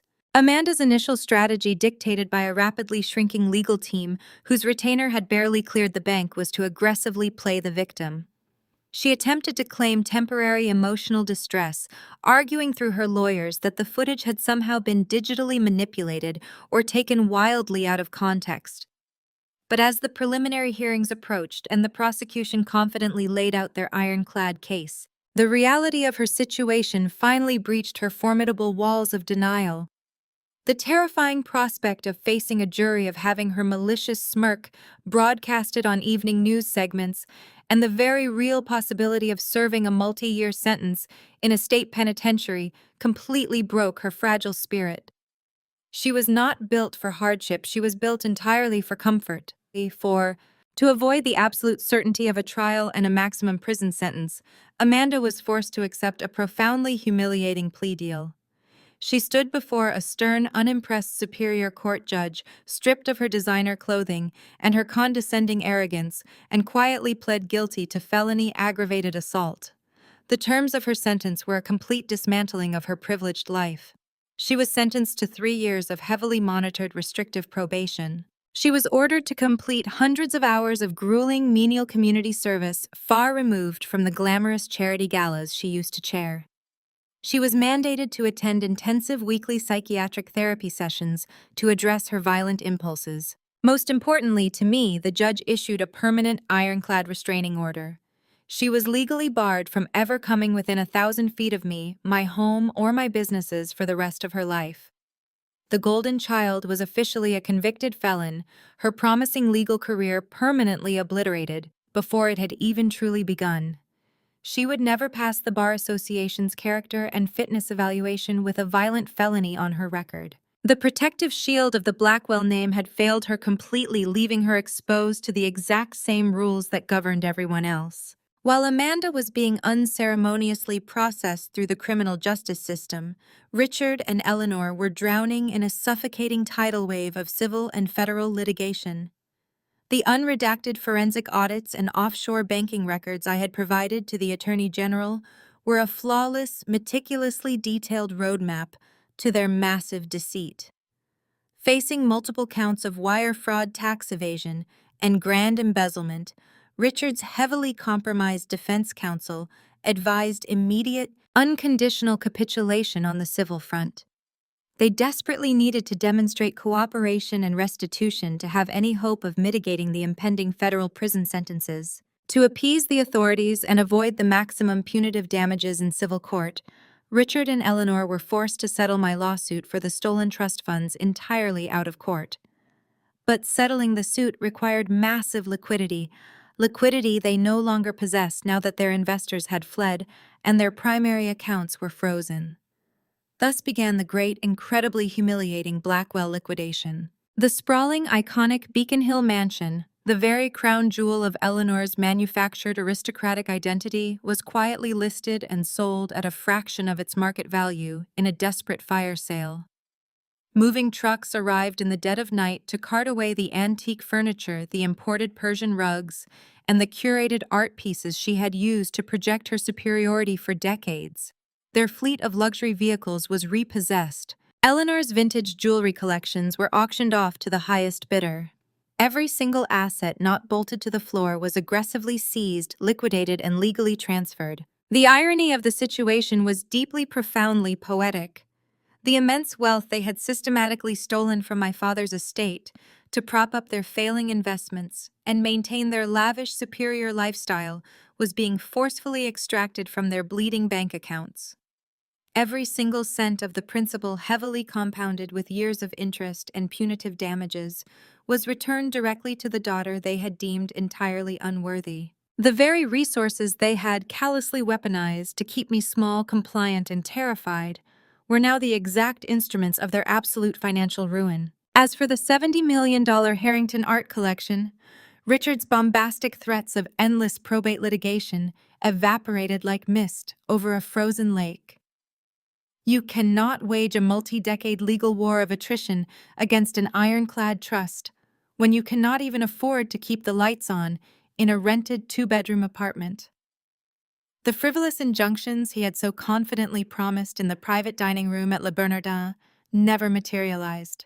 He was far too busy fighting for his own physical freedom to care about my grandfather's paintings. The irrevocable trust Grandfather Walter had so brilliantly designed 20 years ago remained completely unchallenged and perfectly intact. The transition of legal power was seamless. In a quiet, sunlit conference room in downtown Manhattan, surrounded by my loyal legal team, I signed the final documents. I officially took full, undisputed control as the primary managing trustee of the Harrington collection. The magnificent artworks representing my grandfather's true legacy were permanently safe from Eleanor's ravenous greed and Richard's corporate cannibalism. The legal battlefield, which had loomed over my entire life like a terrifying, insurmountable mountain, was finally cleared. The monsters of my childhood had been dragged kicking and screaming into the blinding, unforgiving light of the judicial system. They had been reduced to nothing more than bankrupt, convicted, cautionary tales. The reckoning was complete, and justice had been served cold, precise, and absolute. With my inheritance permanently secured and my abusers legally restricted from entering my universe, the chaotic noise of the battlefield finally faded into a profound, echoing silence. The destruction of the Blackwell dynasty was complete, but I quickly realized that the total annihilation of your enemies is only the prologue to true victory. The real work, the deeply demanding, exhausting work, was rebuilding a life from the scattered pieces of a fractured past. I did not want to spend the rest of my days looking backward, defined by the malice of the people who had tried to break me. I wanted to create something enduring, something beautiful, and entirely my own. I poured every single ounce of my newly reclaimed energy into the gallery.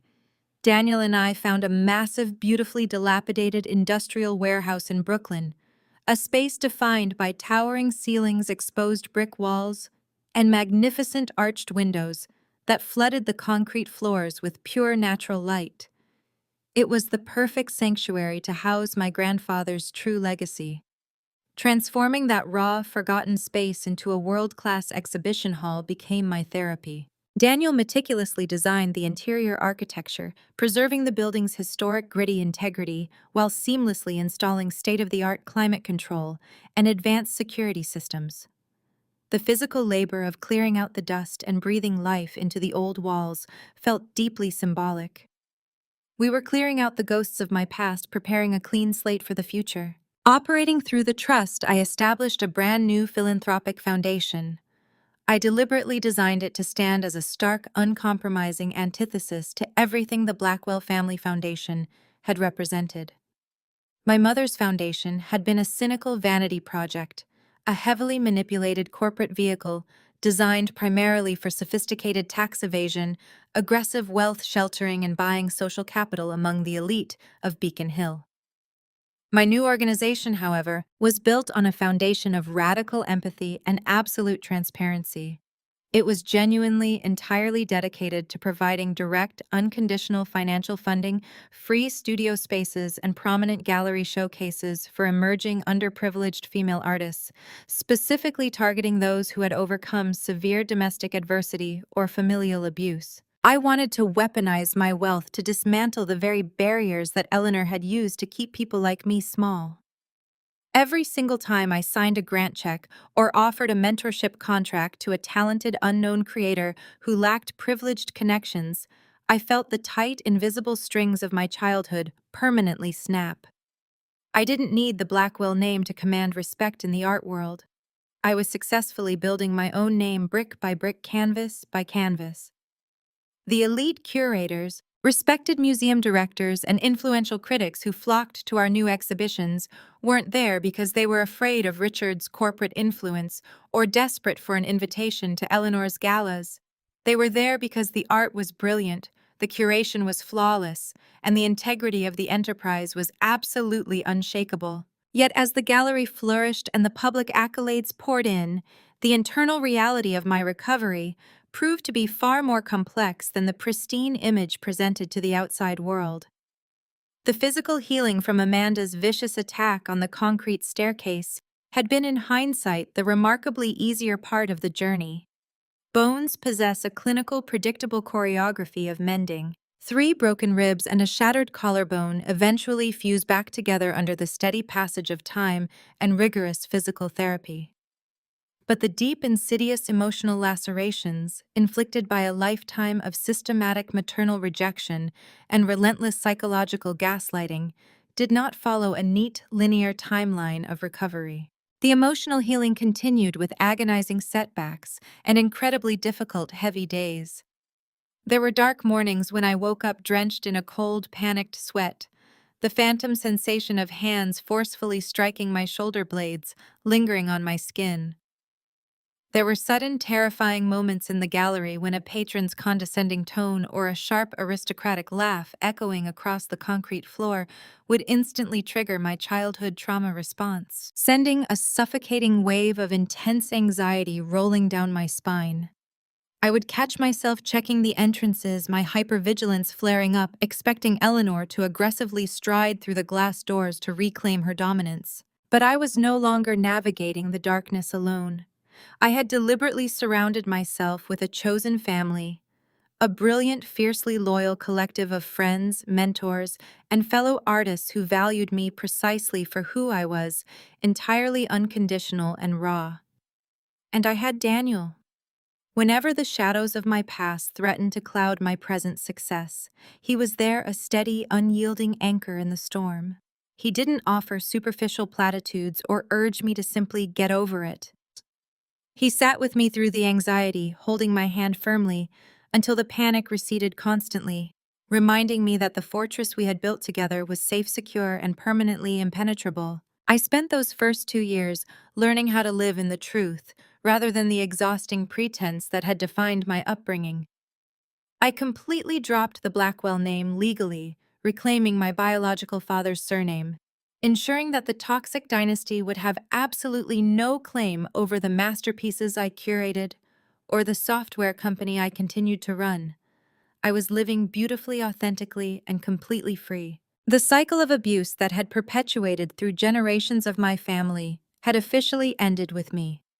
I had transformed the weapons of my survival, my acute vigilance, my strategic planning, and my unyielding independence into the ultimate professional and personal assets. One rainy Tuesday afternoon, exactly 6 months after the final legal decrees had been notarized, I was sitting in my private office overlooking the bustling main exhibition hall. The gallery was quiet, the ambient hum of rain tapping softly against the skylights, providing a peaceful soundtrack to my work. My assistant tapped gently on the glass door, stepping inside with the Daily Mail. She placed a small stack of correspondence on my desk, offering a warm smile before slipping back out. I sorted through the envelopes, casually, grant applications, museum invitations, and billing statements. But near the bottom of the pile, a heavy cream-colored linen envelope caught my eye. The paper was instantly terrifyingly familiar. It was the exact parchment paper Eleanor had used for her high society correspondence for 30 years. My breath caught in my throat for a fraction of a second, the old conditioned panic flaring to life before I firmly shoved it down. I picked up the silver letter opener, my hand perfectly steady, and sliced the envelope open. I pulled out the single sheet of paper, unfolding it to reveal the elegant spidery cursive of my mother's handwriting. Would the mother ever truly seek redemption? Or was this the final, desperate grasp of a dying monster? There was no date at the top and no formal salutation. It was as if she had simply started writing in the middle of a thought, driven by a sudden, desperate urge to throw a message in a bottle out into the vast, indifferent ocean she now found herself drowning in. I read the first line. I don't know when things went so wrong. I paused, letting out a short, hollow breath of amusement. Even now, entirely stripped of her wealth, her status, and her protective armor, she was instinctively employing the passive voice. When things went so wrong. As if the catastrophic collapse of our family was a spontaneous weather event, a tragic, unavoidable hurricane that had simply happened to us, rather than the direct, inevitable result of her own calculated cruelty and Richard's criminal greed. She was still desperately trying to absolve herself of the responsibility of being the primary architect of her own destruction. I continued reading the spidery script, watching the masterful gymnastics of a narcissist, attempting to approximate remorse without actually taking any real tangible accountability. I sit in this dreadful little room and the silence is deafening. I have had entirely too much time to think about the past, about your father, and about the choices we made regarding your upbringing. I wanted you to be strong, Cassandra. I wanted to prepare you for a harsh world. But looking back, perhaps we did favor Amanda. She was always so fragile, so needy of our attention, and you were always so fiercely independent. Perhaps we should have listened to you more when you tried to tell us about your passions. I read the paragraph twice. Perhaps we did favor Amanda. Perhaps we should have listened to you more. It was a breathtakingly tentative admission of failure. The word perhaps did a monumental amount of heavy lifting in those 2 sentences. It was the ultimate passive-aggressive refusal to own the absolute truth. She wasn't confessing to years of psychological torment, financial theft, or complicity in a felony assault. She was deliberately minimizing decades of systemic horrifying abuse into a slight, totally understandable parental oversight. She was actively framing her neglect as a compliment to my independence and her toxic enabling indulgence of Amanda as a necessary accommodation for fragility. It wasn't a full apology. It wasn't even close to a genuine reckoning with the monstrous damage she had inflicted. It was a carefully negotiated surrender, a white flag waved by a defeated general who still fundamentally believed she was in the right, but simply lacked the troops, the ammunition, and the capital to continue fighting the war. For a fleeting second, the ghost of the terrified little girl inside me, the girl who used to beg for scraps of maternal validation, stirred. That little girl desperately wanted to read between the lines, to forcefully extrapolate genuine, unconditional love from this pathetic, heavily caveated admission of guilt. But the grown woman sitting at the desk, the woman who had built an empire from the ashes of her childhood, gently but firmly silenced her. I looked at the letter, feeling a profound clinical understanding of my mother's absolute limitations. This piece of paper was the absolute zenith of Eleanor's emotional capability. She was fundamentally incapable of unconditional love or genuine remorse because those concepts required a level of vulnerability and self-reflection that her diseased ego simply could not survive. This heavily qualified, tentative perhaps, was the closest thing to an apology I would ever receive in my entire lifetime. And miraculously, I found that I was completely, entirely okay with that. I didn't feel a sudden cinematic urge to rip the letter into a million tiny pieces. I didn't feel the need to burn it or to dramatically scream into the void. Such theatrical reactions required emotional investment, and my account with Eleanor Blackwell was permanently closed, the balance officially and irreversibly zeroed out. I carefully folded the single sheet of linen paper precisely along its original creases. I opened the bottom drawer of my heavy oak desk, a drawer dedicated entirely to closed chapters, finalized legal documents, and the archived relics of my past. I placed the letter in the very back, pushing the drawer shut with a solid, satisfying click that echoed in the quiet office. I didn't pick up a pen to reply. I didn't reach for my phone to draft a scathing, victorious email. I offered her absolutely nothing in return. No absolution, no validation, and no argument.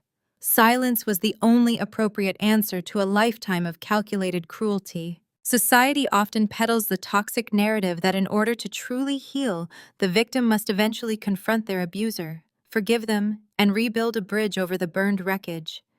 But sitting in the pristine, thriving gallery I had built with my grandfather's hidden legacy, I knew the absolute truth. Forgiveness does not mandate reconciliation. Forgiveness does not mean granting your abusers access to your hard-won peace. Sometimes, the most profound act of forgiveness is simply accepting that they are broken beyond repair, stepping off the battlefield and quietly walking away into a beautiful life they are permanently barred from entering. I turned my chair back toward the window, looking out over the bustling, vibrant streets of Brooklyn, feeling lighter than air. Was the victory truly sweet? The grand opening of the Harrington Trust's newly expanded premier gallery space in Chelsea was a far cry from the suffocating mahogany-paneled confines of the private dining room at Le Bernardin, where that fateful birthday dinner had been defined by oppressive silence, manufactured prestige, and the highly toxic undercurrents of familial manipulation. This new space was entirely, vibrantly alive. The Chelsea Gallery, a sprawling, multi-level architectural marvel of stark white walls, floating glass partitions, and brilliant natural light, buzzed with the kinetic, authentic energy of genuine passion. I stood on the glass mezzanine overlooking the main exhibition floor, holding a simple flute of sparkling water, and watched the massive crowd milling below. These were not the jaded transactional socialites of Beacon Hill attending a charity gala merely to photograph themselves next to expensive assets or to gossip about impending divorces. The people filling my gallery tonight were working artists, dedicated historians, passionate curators, and young grant recipients whose careers had been directly launched by our philanthropic foundation. They were engaging in loud, animated debates about brushstrokes, color theory, and historical context. They were experiencing the art exactly as Grandfather Walter had always intended, as a living, breathing cultural dialogue, rather than a locked-away financial commodity used to artificially inflate a billionaire's offshore portfolio. My gaze drifted to the exact center of the main floor, where the absolute crown jewel of the inaugural Chelsea exhibition hung on a pristine freestanding wall. It was the very same early abstract expressionist masterpiece that I had slid across the white tablecloth in a manila envelope over a year and a half ago. The painting that had effectively detonated the Blackwell empire. Under the meticulously calibrated museum-quality lighting, the violent crimson-bruised indigo and stark white colors seemed to vibrate with a renewed, unapologetic intensity. A small, captivated crowd had gathered around it, standing in hushed, reverent awe. As I watched them admire the canvas, a profound sense of temporal vertigo washed over me. I thought back to that evening at the restaurant, remembering the precise physical weight of the leather clutch resting on my lap, pregnant with the explosive secrets that would permanently alter the trajectory of all our lives. I remembered the sharp, icy spike of absolute terror that had briefly fluttered in my chest before I stood up and said the word no for the very first time. Walking away from that table, turning my back on Eleanor's desperate, outstretched hand, and stepping out into the cool New York night had felt exactly like stepping off a terrifying, bottomless precipice. For 35 years, I had been systematically conditioned to believe that surviving outside the gravitational pull of the Blackwell dynasty was a sheer physical impossibility. I had been taught through daily emotional attrition that without their money, their influential name, and their highly conditional approval, I would simply cease to exist. I was conditioned to believe I was nothing more than a fragile satellite forever doomed to orbit their blazing sun. Yet here I was, not just surviving the fall, but soaring on a level they could never even begin to comprehend. Society possesses a strange, inherently flawed obsession with the concept of revenge. We are heavily conditioned by movies and literature to believe that revenge must be a fiery, explosive, and highly active pursuit.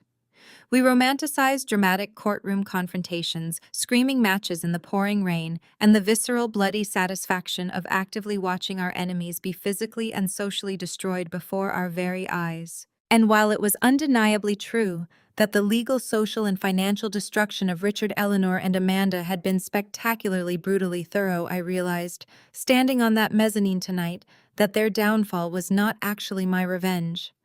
Their absolute destruction was simply the delayed, inevitable physics of their own corrupt architecture collapsing under its own massive, unsustainable weight.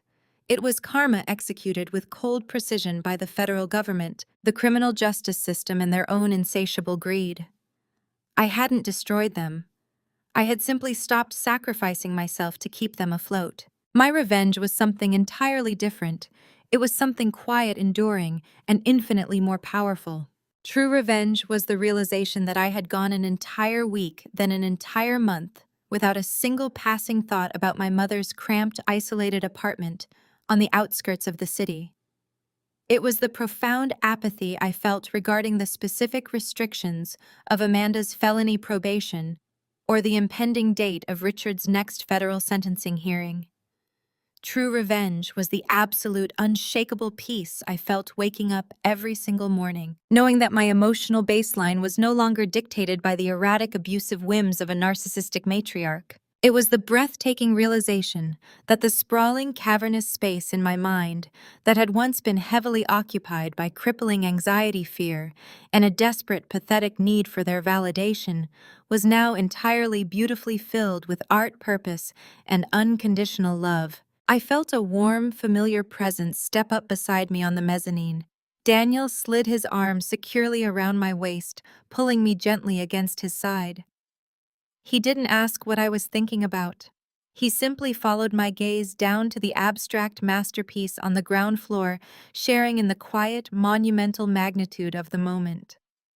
We stood in comfortable, companionable silence, watching the legacy of a quiet, visionary grandfather effectively and permanently eclipse the loud, desperate greed of the generation that had tried to erase him. "It's perfect," Daniel murmured softly, pressing a kiss to my temple. "Yes," I agreed, leaning my head against his shoulder, letting the ambient noise of the thriving gallery wash over me. "It finally is." I had learned the hardest, most agonizing way imaginable that you do not need your family's permission to build a meaningful, beautiful life. You do not need to violently contort yourself into a painful, suffocating shape just to fit into a pristine family portrait where you were never truly wanted in the first place.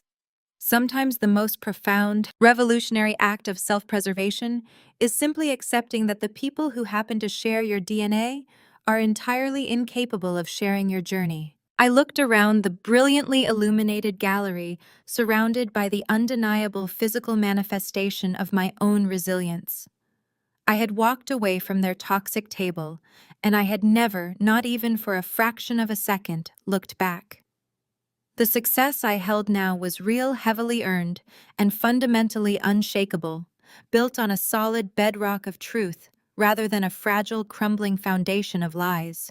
I smiled, taking a slow, deep breath of the crisp, clean air. The suffocating ghosts of my childhood were permanently laid to rest. I had become so successful, so deeply happy, and so undeniably free, that their opinions, their harsh judgments, and their very existence simply no longer mattered. And that I finally understood, as I looked out over the beautiful empire I had built with my own two hands, was the absolute sweetest revenge of all.